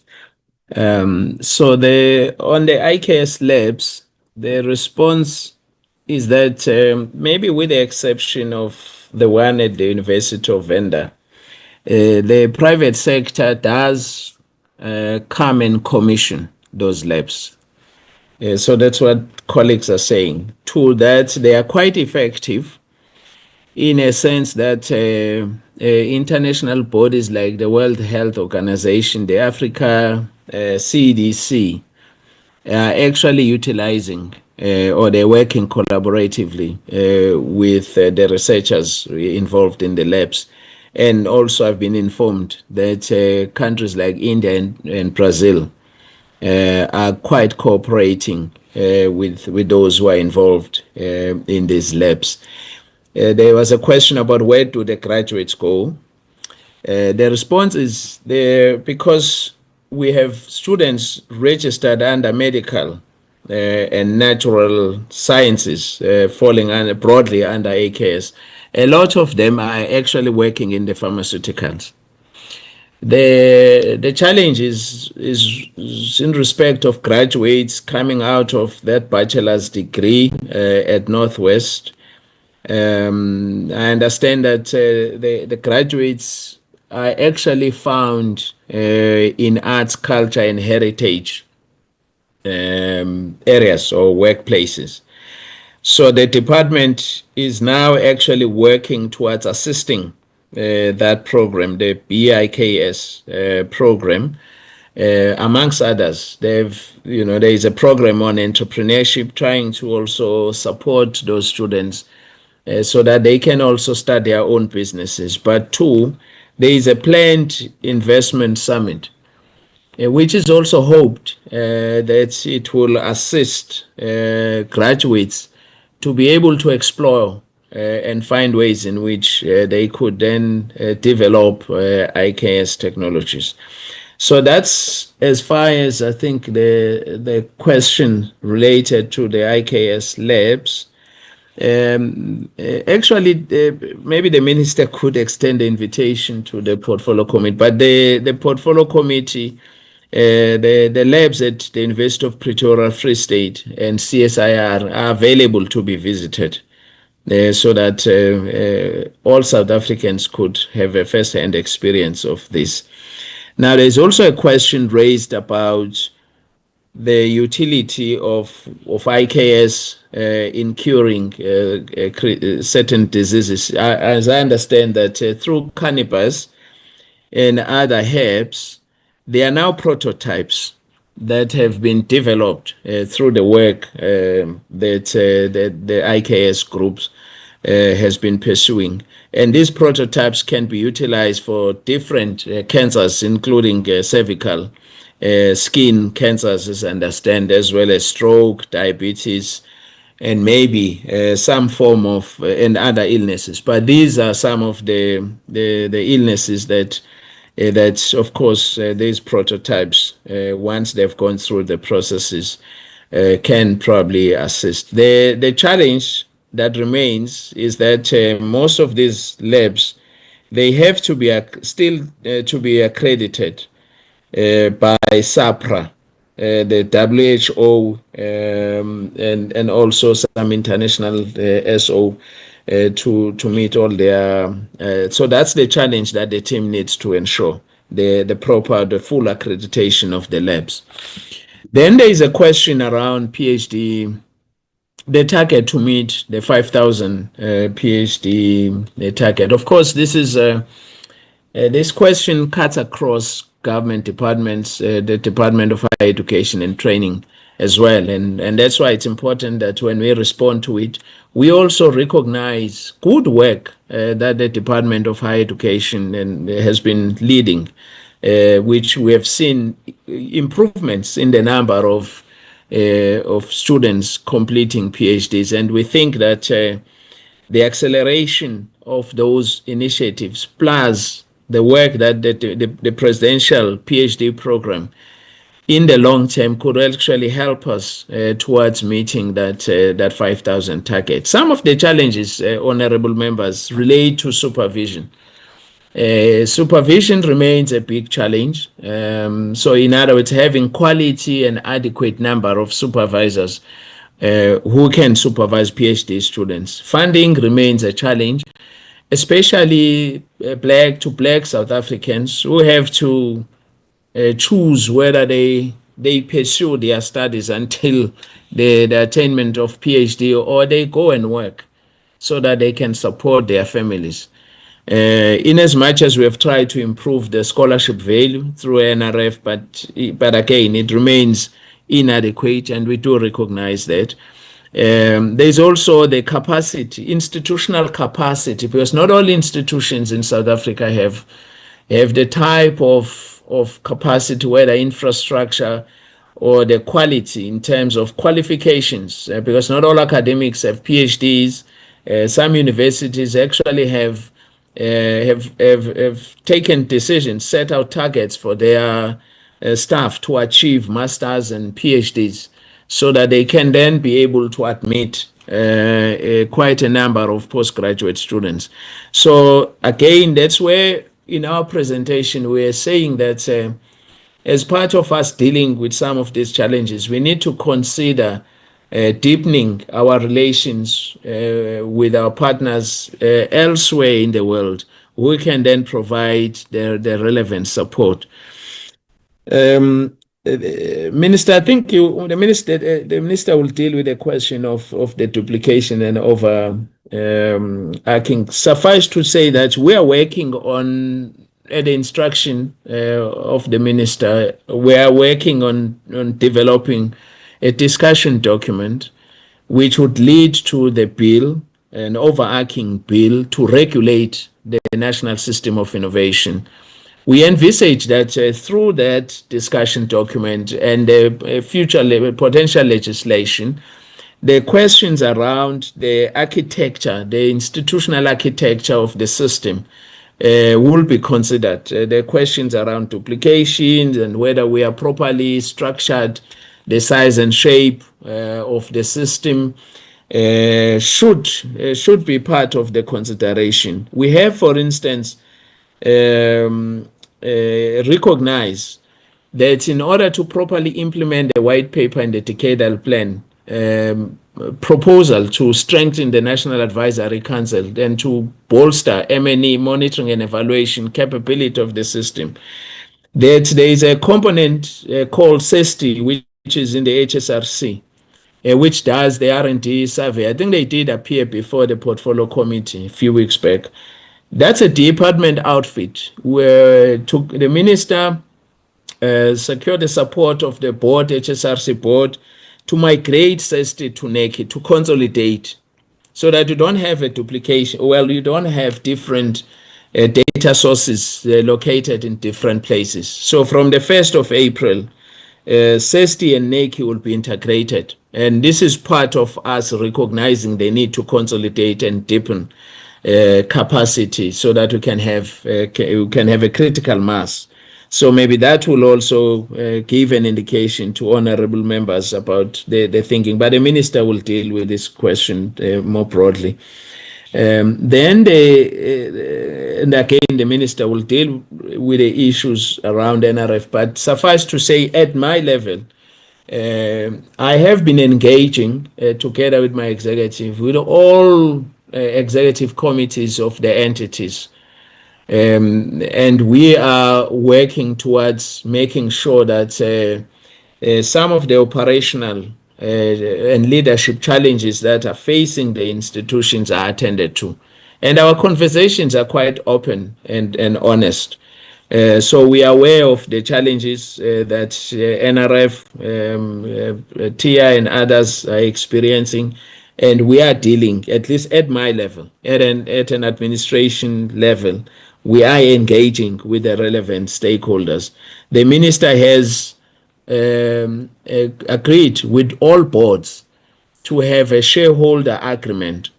And that shareholder agreement is currently being finalized by all legal departments of various entities. And it's going to clarify issues around leadership and how boards and the minister, the CEOs and DG ought to relate, CEOs and boards. That document or that framework that the minister has initiated, we are of the view that it will go a long way in dealing with some of the inherent challenges that are being experienced by various institutions. So let me, yes, I think the issue around the private sector funding, as we've indicated, that the minister directed me to work on this. We are at advanced stage of finalizing our approach. And it's, again, we'll go back to the minister, and the minister is quite committed to lead our engagements with the private sector, as well as international funding. It's a three-pronged strategy. It's to engage government through the Minister of Finance, engage development finance institutions, engage the private sector, as well as international funding. We're working towards providing support to the minister. Yes, to Honorable Mjatu, we do appreciate that at some point the decadal plan must be subjected to an independent review, like we've done previously. That external evaluation will provide a sense of where and how and whether, to the extent to which we have been able to achieve all the required results. But this work that we've presented before the committee, it serves also a crucial role in that we, as you have seen, we have been able to identify areas where we've not done well. And we do point those areas out, but we also, because our job is not only to identify where problems are, but we must also find solutions. We are proposing what needs to be done to address those gaps. The minister's contextual articulation earlier on provided a broad appreciation of why some high-level objectives have not been realized. So if you think about those like the 1.5 target, which remains the NDP, by the way, it's an NDP target. We've also confirmed it in the white paper and the decadal plan. That's a high-level target to be realized by whole of government and the whole of South Africa. So the department coordinates that function.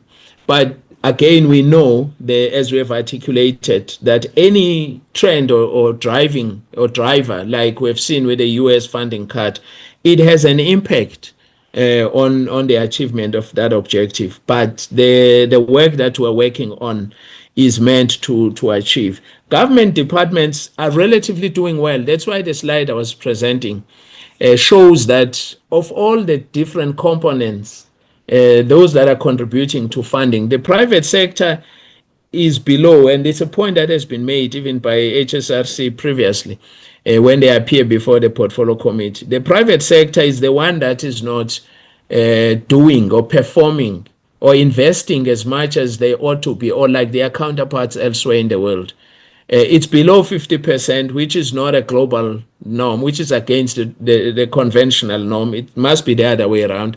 Government has been investing, so do higher education institutions. So we have a tool, we call it an STA, which we monitor government, all government departments spending on R&D, and we compile that report and it gets reported. So we are relatively quite comfortable with how much government departments have been investing. It's modest, but we do need to appreciate more can still be done. So we have a tool, approved tool, to monitor and track. Now, I will ask DDG Tenza to maybe just, because there's work we're doing around food and mouth disease, right? So that's, and we're working with the Department of Agriculture, and we've brought in some of our entities. But BioVac is not meant to deal with that, but he can clarify. There's work that is being done around food and mouth diseases, which I will ask him to take this question and other energy-related questions. Now, the AI questions, yes, of course, Honorable Boshoff, generally we know what technology can do to human development. And AI, robotics, and they can improve the quality of life as it has been. But we also know that how they are managed and how they are being utilized could have an impact in terms of widening the existing inequalities. So we know that globally, over 2 billion people who do not have access to the internet, they pose to miss out on the benefits that AI could provide. So our thinking and approach to AI and their human interactions has to consider ethical and AI biases and make sure that everyone is included in the process of rolling out AI AI strategies. There is work, as we have indicated, that is being done by our experts in the country. One of them has been appointed to advise the Secretary General, the UP professor, which shows that South Africa is being recognized in terms of expertise in respect of AI. But as a department, the minister has directed us to make sure that we deepen our work and even have a discussion. The minister himself wants to have a discussion with some of these experts to better understand AI and its impact, not only on us as human beings, but on various aspects of society. We in the department, we will continue, as I said, working on developing a coherent national AI strategy, which we have agreed with DCDT, that we are working with them to finalize the AI policy. And once the policy has been finalized, we will be collaborating in developing the AI strategy so that we deepen the science, AI for science and AI and different aspects of AI. The monitoring and evaluation policy learning, which Honorable Nkosi asked, is a vital component of the white paper and the Decadal Plan proposals. At the heart of it, the Decadal Plan designates the National Advisory Council as an M&E monitoring and evaluation unit of the system.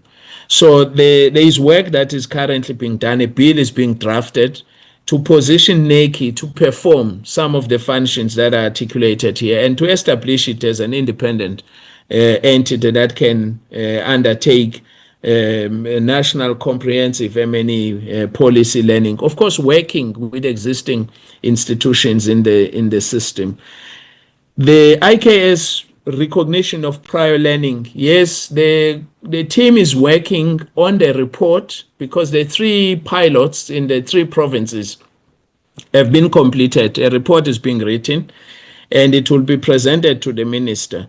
Depending on what the report says, the full rollout may then ensue. But I did indicate as well that the team is also working with DPSA and consulting, will also consult National Treasury in establishing a national IKS office, which needs to be at arm's length of government to enable the IKS stakeholders to give effect to the legislation that Parliament passed and the IKS policy that was approved a long time ago, and also maybe to update the IKS policy.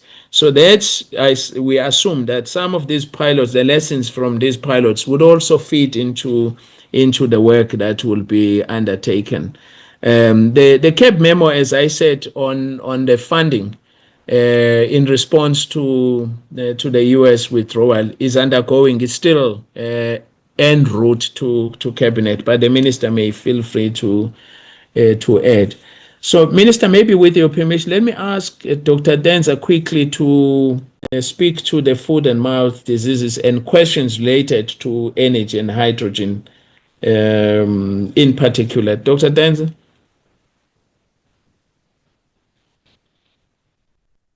Thank you, DG. Good afternoon, good morning, Chair, Ministers, and honorable members. Very quickly, maybe let me start on FMD as you have highlighted, DG. So from an FMD perspective, the department has met with the National Department of Agriculture and entities such as ARC, CSRR, and also UP. And we have discussed relevant technologies and interventions that each of these departments and entities are able to support the Department of Agriculture with. And from that meeting, we then put together a team from all these entities that will pursue implementation of those recognized plans in order to assist the Department of Agriculture. So there is certainly interventions that are coming from our department in that regard. Then there was a question, I think on IKS that was relating to benefit sharing. So we are guided by the DFFE in terms of benefit sharing, especially basing how we deal with benefit sharing in terms of Indigenous Knowledge Act 2019 and also the National Environmental Management Biodiversity Act, which in it has got benefit sharing. So that is how benefit sharing is undertaken there. But in the main and in practice, we also have got Ubuntu model, which is really an inclusive model, meaning that indigenous communities do own the discoveries, the land, the plants, and the products that are being developed from that. So that is basically covering that question. Now, in terms of hydrogen, honorable members did highlight that this has been ongoing for a very long time with a lot of investment from DSTI. And I'm pleased to say that the investment that the department has put in this regard has really yielded a lot of IP. And what, as the DG had said earlier on, that IP is beginning to do, it's we're seeing companies that are formed specifically from the products of this research, from the innovation. And such companies we are working with to then scale up. One company is actually doing a bankable feasibility study with the DBSA in order to then upscale the production.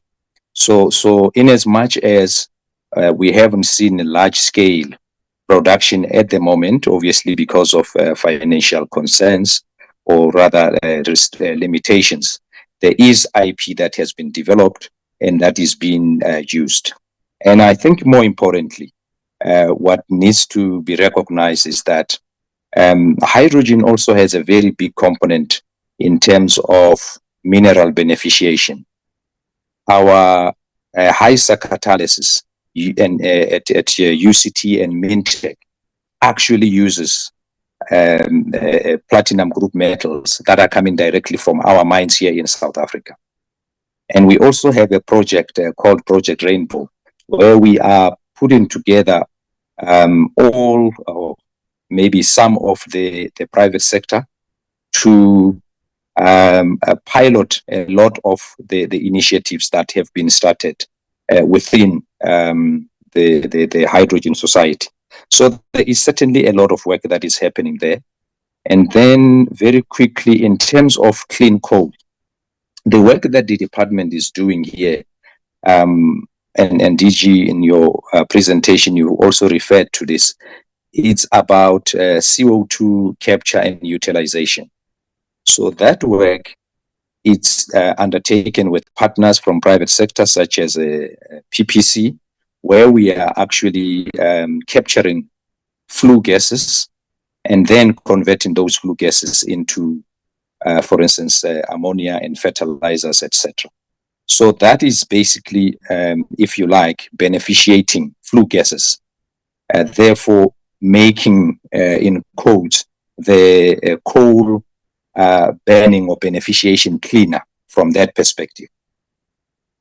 And then the last point here in terms of the IMC, I think it's important to note that as a department, from an innovation perspective, as I said, a lot of technologies have been developed. And the IMC is there to put all the other actors within the ecosystem together for a greater commercialization. For instance, the Department of Electricity and Energy, Department of Transport, and DTIC are already working and have got a lot of initiatives that they reported at the IMC that are linked to hydrogen. So I think maybe the last one would be on the vaccine manufacturing. Some vaccines, or rather some diseases by their nature, are zoonotic. So that means any vaccine strategy has to take into cognizance the fact that there are zoonotic diseases that affect both human and animals. And therefore, the strategy that is being developed at the moment, as it has been already highlighted, will also look into some of these overlaps between animals and vaccine and human. But in the main, it's human centric at the moment because of the nature of some of the vaccines that cannot, from a facilities perspective, coexist with animal vaccines. I think that covers it, DG. Thank you. Okay. Thank you. DDT Dudoit, there is a question on how we are positioning ourselves well in respect of R&D globally within the current turbulent times. Please.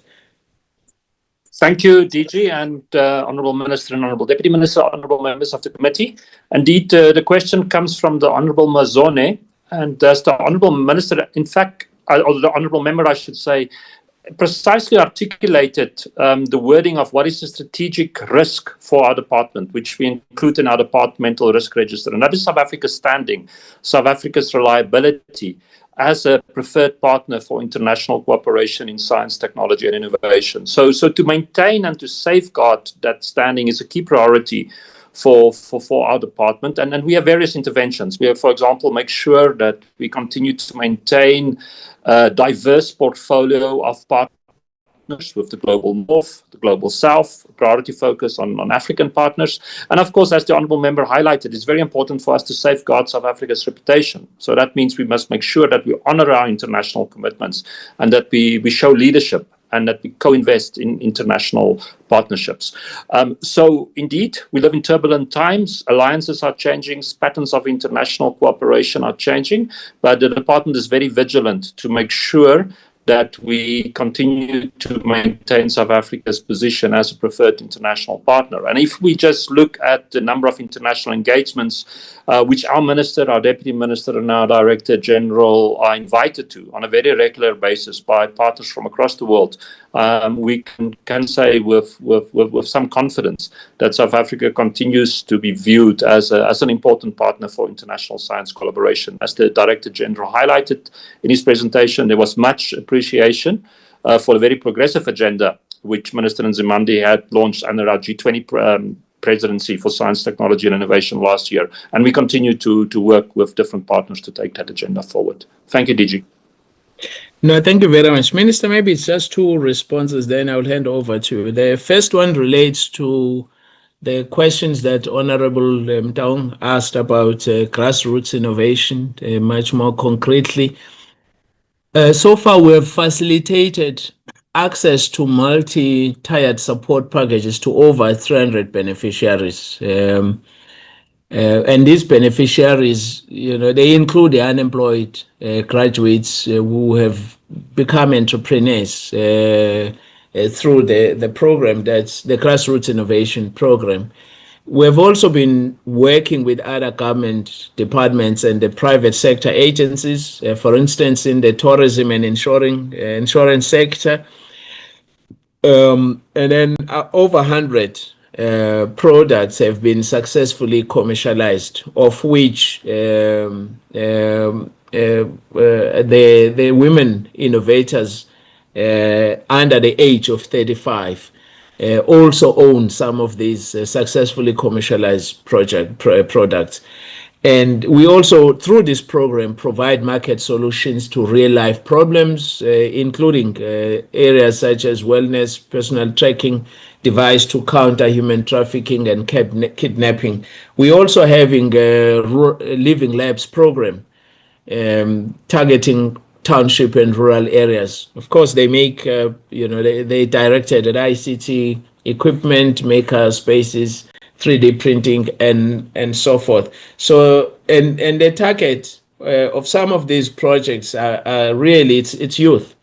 So all these initiatives are targeted at supporting youth and people with disabilities and women. Just also to give members a clear, without getting into the details, some of the specific interventions that we're pursuing to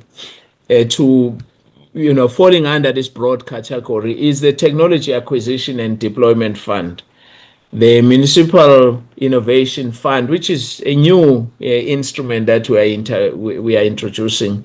We've spoken about green and sustainable human settlements. There are also innovations for service delivery for municipalities. So I thought just to give the honorable members a flavor of the work that is being done in this respect of grassroots innovation. There was a question that Honorable Mazone asked about what do we consider to be the most critical indicators which may assist the portfolio committee to know whether the decadal plan is working or not. To a greater extent, honorable members, the decadal plan is indicator driven. So if you read it, it's got two sets of indicators.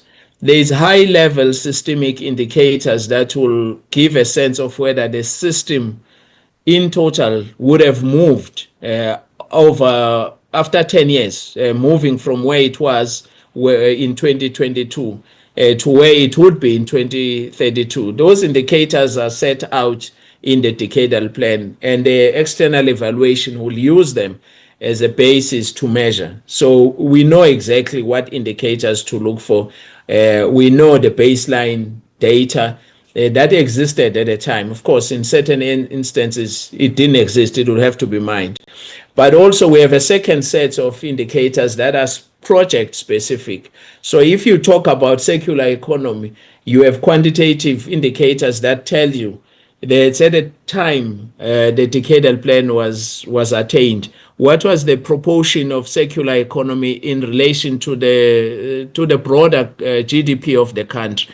And if we would have moved a needle or moved significantly, we will know by 2032 by looking at the extent to which that high level indicator, if it would have moved. But there are also others. So I'm saying that's a first way in which honorable members and any other interested persons could then follow those indicators, which are tracked through various entities. But then there are specific initiatives set out in the decadal plan, which we must be able to, even without looking at the quantitative numbers. Just to say on governance, we set out, the decadal plan says you need a presidential plenary, you need an IMC as an example. So it shouldn't be difficult in future to evaluate whether those instruments that were proposed in the decadal plan were established and how effective they were. Issues related to the priorities that are set out, again, there are clear targets set in relation to those priorities. Whether on energy, digital economy, on and the modernizing of the key sectors, and then of course the human resources, the infrastructure, the international cooperation and resources. Those are critical indicators that anyone interested to know whether we're making progress could focus on, and we try to follow this basic framework in generating the report that we have presented to the committee. Minister, let me hand over to you. Thank you.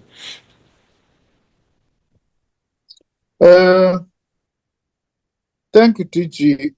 Honorable Chair and honorable members, I'll be very brief because the DG and the team have actually answered and addressed, I think, most of the issues that have been raised, including the issue of ensuring that the work of the entities does not overlap. The DG has covered that. I'd just like to make additions.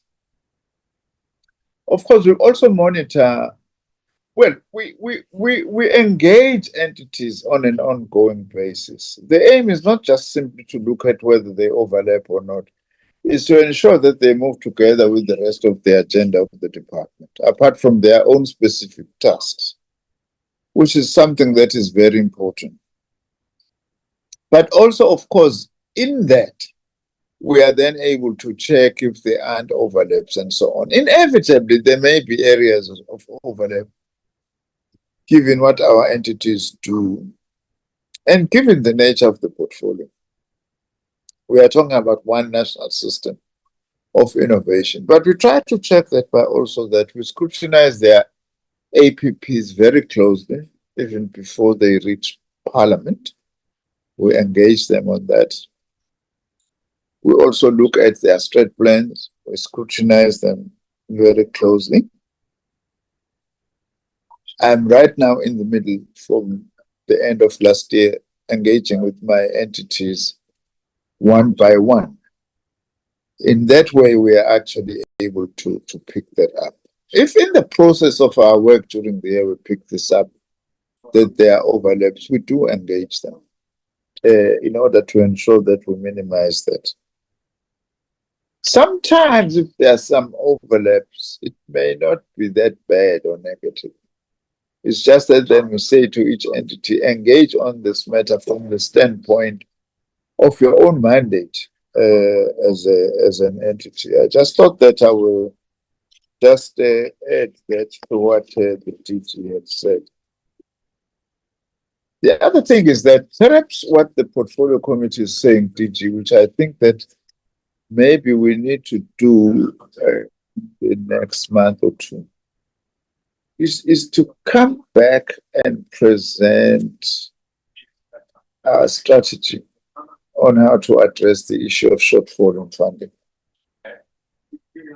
I know some of them, they may be sensitive. At what point do we share this on a public platform like a portfolio committee or not? But nevertheless, besides that, perhaps we actually need for ourselves to say, here are the key elements of the strategy, what are the plans? Because it is true that 2030 is not far in terms of reaching 1.5 of general expenditure on research and development. And there are a number of things that we're actually looking at, which the DG has actually also spoken about. It's true, Honorable Matsoni. We always also feel the same, that our department has got so much work. We deal with the whole world, basically, as the Department of Science, Technology and Innovation. But we are not getting enough attention that we need. Hence our mantra, which says one of the key challenges at the moment is to seek to place science, technology, and innovation at the center of government, education, industry, and society as a whole. In other words, using every platform to advance science, technology, and innovation, especially public platforms, so that our work is understood and all that. And we would like the portfolio committee also to put that foremost in its own mind, in its own activities. How do we ensure that we put STI at the center of everything? If we get invited by provinces, others, we approach them, we take those opportunities so that our work is actually known. I can tell you also that after having presented in one platform, COCTA is very keen now, as the DG was saying, to actually work with us because they see us as a very reliable partner to address some of the problems that they are actually facing. International cooperation also is very critical, by the way, on this score. Well, our department is in demand in any case internationally because we happen to have the most advanced science system and infrastructure on science on the African continent. Key international institutions hold us in high regard, whether it's UNESCO, whether it's other international platforms, that we actually interact on, such that even the demand for international engagement in our department is very, very high. So that is something that we must use to our advantage. The issue of global shifts, Honorable Nkosi, we can only agree on that. Global shifts in international funding. The DG just mentioned briefly about London. We were in London 2 weeks ago on an official visit to the UK to renew and strengthen our long-standing relationships. They told us that, look, in the light of the conflict in Ukraine, the pressure they are getting from President Trump, they are going to be reducing their investment, even in assistance programs, in order to put into arms. It's a very unfortunate development. The war in the Middle East at the moment does not give us any break, by the way, insofar as those things are concerned. So we are aware of that. Of course, that part of us, the report that we will also, once it goes to cabinet, bring it to you, it's got already elements, key elements of a strategy on how to deal with these global shifts and their implications for science, technology, and innovation. But at the heart of our response, as the DG was saying, is sovereignty. Our sovereignty of our STI system is very critical. Sovereignty does not mean we don't interact with other countries, but we place our national interests very high up and say, how do we foolproof our own system that it gets minimally affected by what is going on outside? I'm very conscious of your time, Chair. As I have said, the issue of a sovereign R&D agenda is very important. We wish the Portfolio Committee could support us strongly on that, as well as monitor our work inevitably, in order to be able to deal with this. On the SIU, here's what I want to say very briefly. One, we are going to be collaborating with the SIU, Honorable Tenjivan, on its investigation. But I want to say I'm less worried about that, because already we had picked up that there are some challenges in our vaccine manufacturing strategy. When our DG, one of the first tasks I gave him as he was coming in last year was that go and investigate what's going on in this vaccine innovation and manufacturing strategy. We've done a lot of work. We've got a very comprehensive report. The DG has already met with the SIU, and we are going to be giving the SIU all that information so that they will be able to look at it themselves and satisfy themselves whether we've done a good job or not. It doesn't stop them from wanting to investigate further if they actually want to do so. But I do want to say that much as we are committed to collaborating with the SIU and all that, but we've got another suspicion, which we are following very closely, that could it not be that part of what perhaps elements of the pharmaceutical companies are not happy about is our capacity to develop a sovereign, independent vaccine development strategy. And therefore, there are many ways to try and undermine us in what we are doing. So we are very conscious about that as well, because part of these global shifts also have got to do with that we have got very long-standing, Honorable Tenjivan, you should know about these things, and ongoing interest by global pharmaceuticals in terms of controlling the vaccine and other related markets in the world. So that also as an African continent, we continue depending on the North in terms of ability to produce our own vaccines. But we'll cooperate with the SIU, but we've got that suspicion behind us, that some of these things to attack this may have to do with the fact that we are touching very secured interests that have had control since the advent of vaccination in our own country and in the whole continent. Now, I don't know which is this entity that we are talking about, Honorable Tejawai. I can only urge you that please share that information with us. Where we pick up problems and challenges, they are there.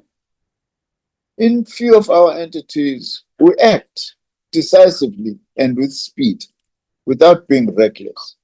So I'm not aware of this other entity that we are talking about. There are people who are resigning and all that. If you have that information, give it to us. I can't answer it because I don't know which entity you are talking about. So if you can give that to me as soon as possible, I will really and truly appreciate that.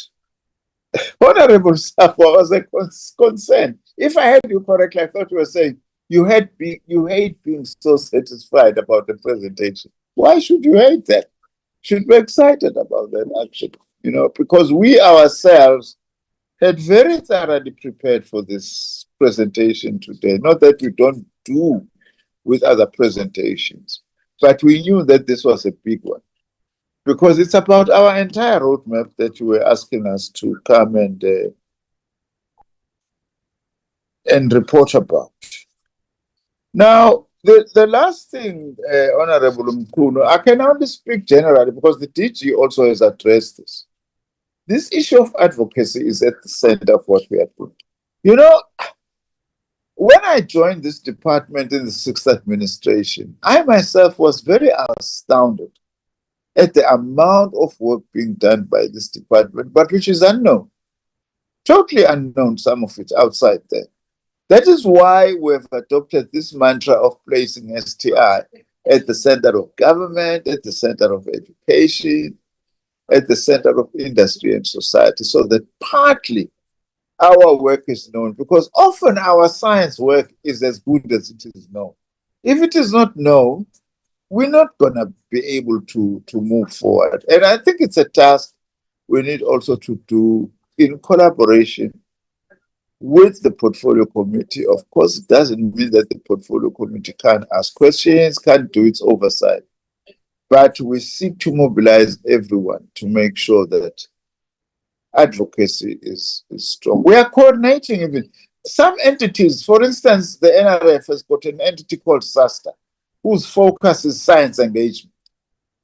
I have said they need to work together with us as the ministry and as the department, so that whilst they do their own work within the context of the NRF, but they also contribute to the broader goal of science advocacy generally, which we as a department and the minister in particular, I am leading. I hope that I've dealt with all the issues, Honorable Chair, and all the members, and also that we have all, together with the DG and the team, dealt with those issues. If we haven't, there is nothing which stops us if members, even outside this portfolio committee, may want to make some follow-ups. Thank you very much.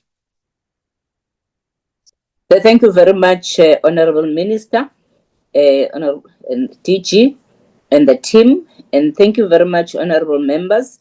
As we are concluding our portfolio committee today, we really appreciate everything that has been presented to us, equipping us, making us to know more about the department, as this decadal plan is central to everything that a department is doing.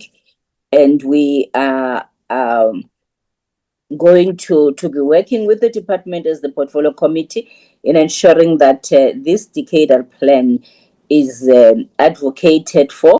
And furthermore, for me, it just says that as the portfolio committee, we now know and understand the decadal plans, and as we are going to be advocating for more funding for research and development, because it's critical for the development of this country.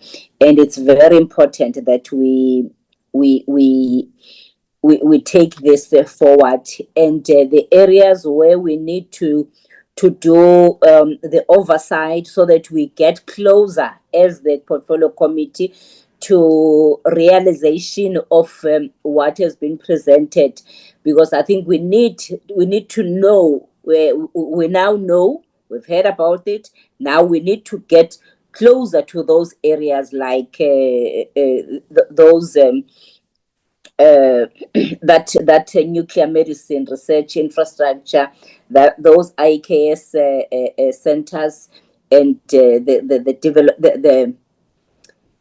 I mean those or everything that is being researched by the department, the hydrogen economy systems, all of them. I'm just mentioning a few, but I think as the portfolio committee, we still have a lot to do in terms of getting closer to each and every infrastructure that is there, each and every item that has been presented before us. Thank you so much, DG and the team. Thank you so much, Honorable Minister. And thank you so much, honorable members. Can see that Dr. Sorry, Chairperson, my hand is up. Oh, okay. Yes. I just wanted to find out from the minister to say, with specific reference to the last problem that I talked about involving the governance, how can I communicate with the minister about this thing? Because the person who reported it doesn't want to be known because she's still working in the thing, even though the matter is under, I think it's under CCMA. So, yeah, she doesn't want to be known. Okay. Honorable Minister.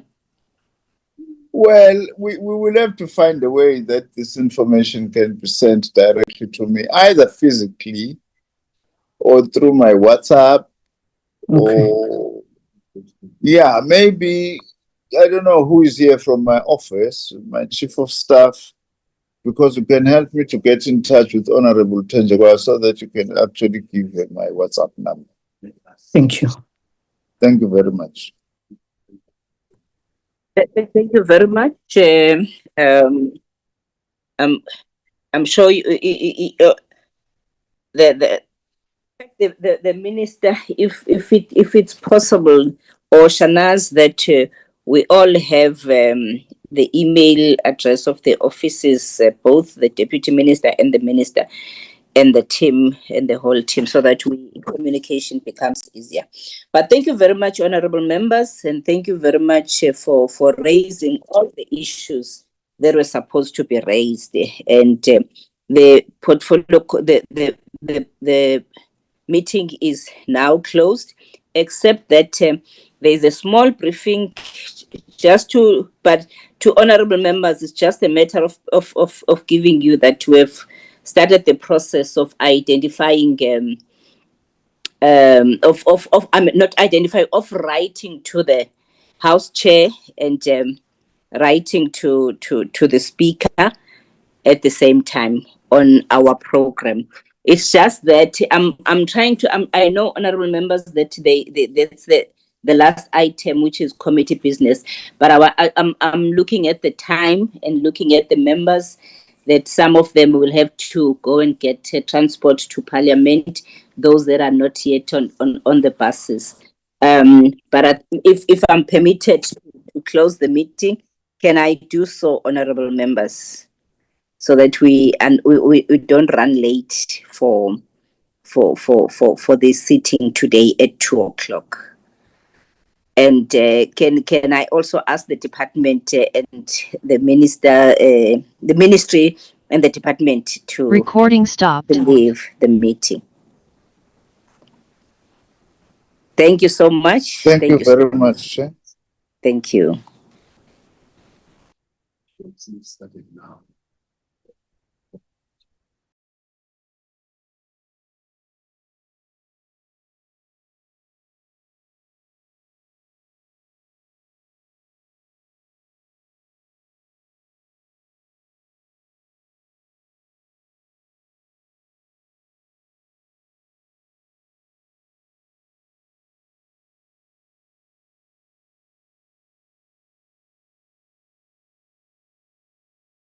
Thank you, honorable members.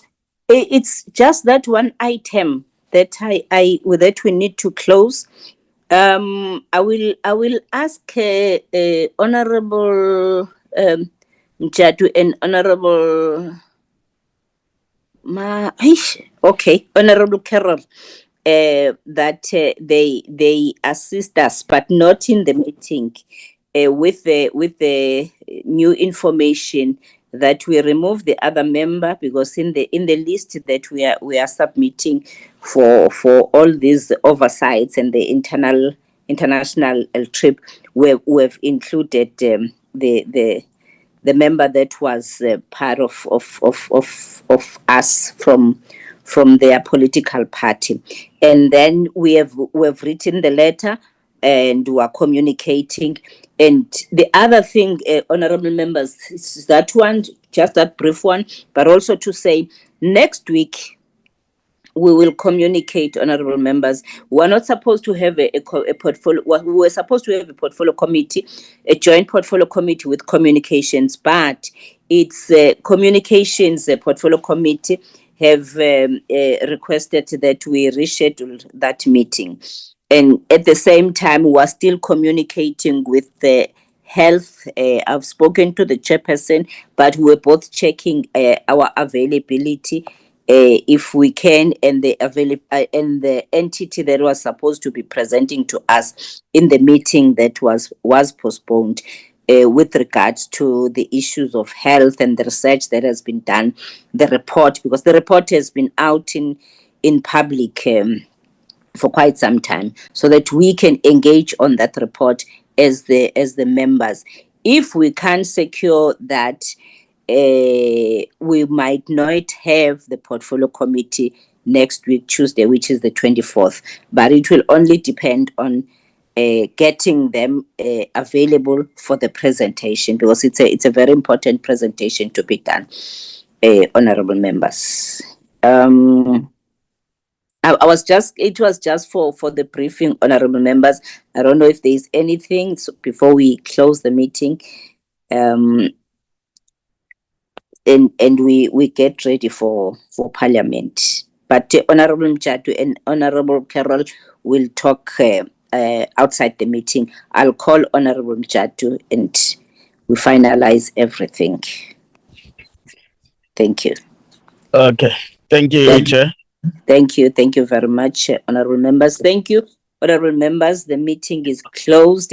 Can we then we will communicate as we proceed with the week, about next week, and also about the developments once the chair of chairs responds to us. Thank you. Thank you. Bye. The meeting is closed. Bye-bye. Bye.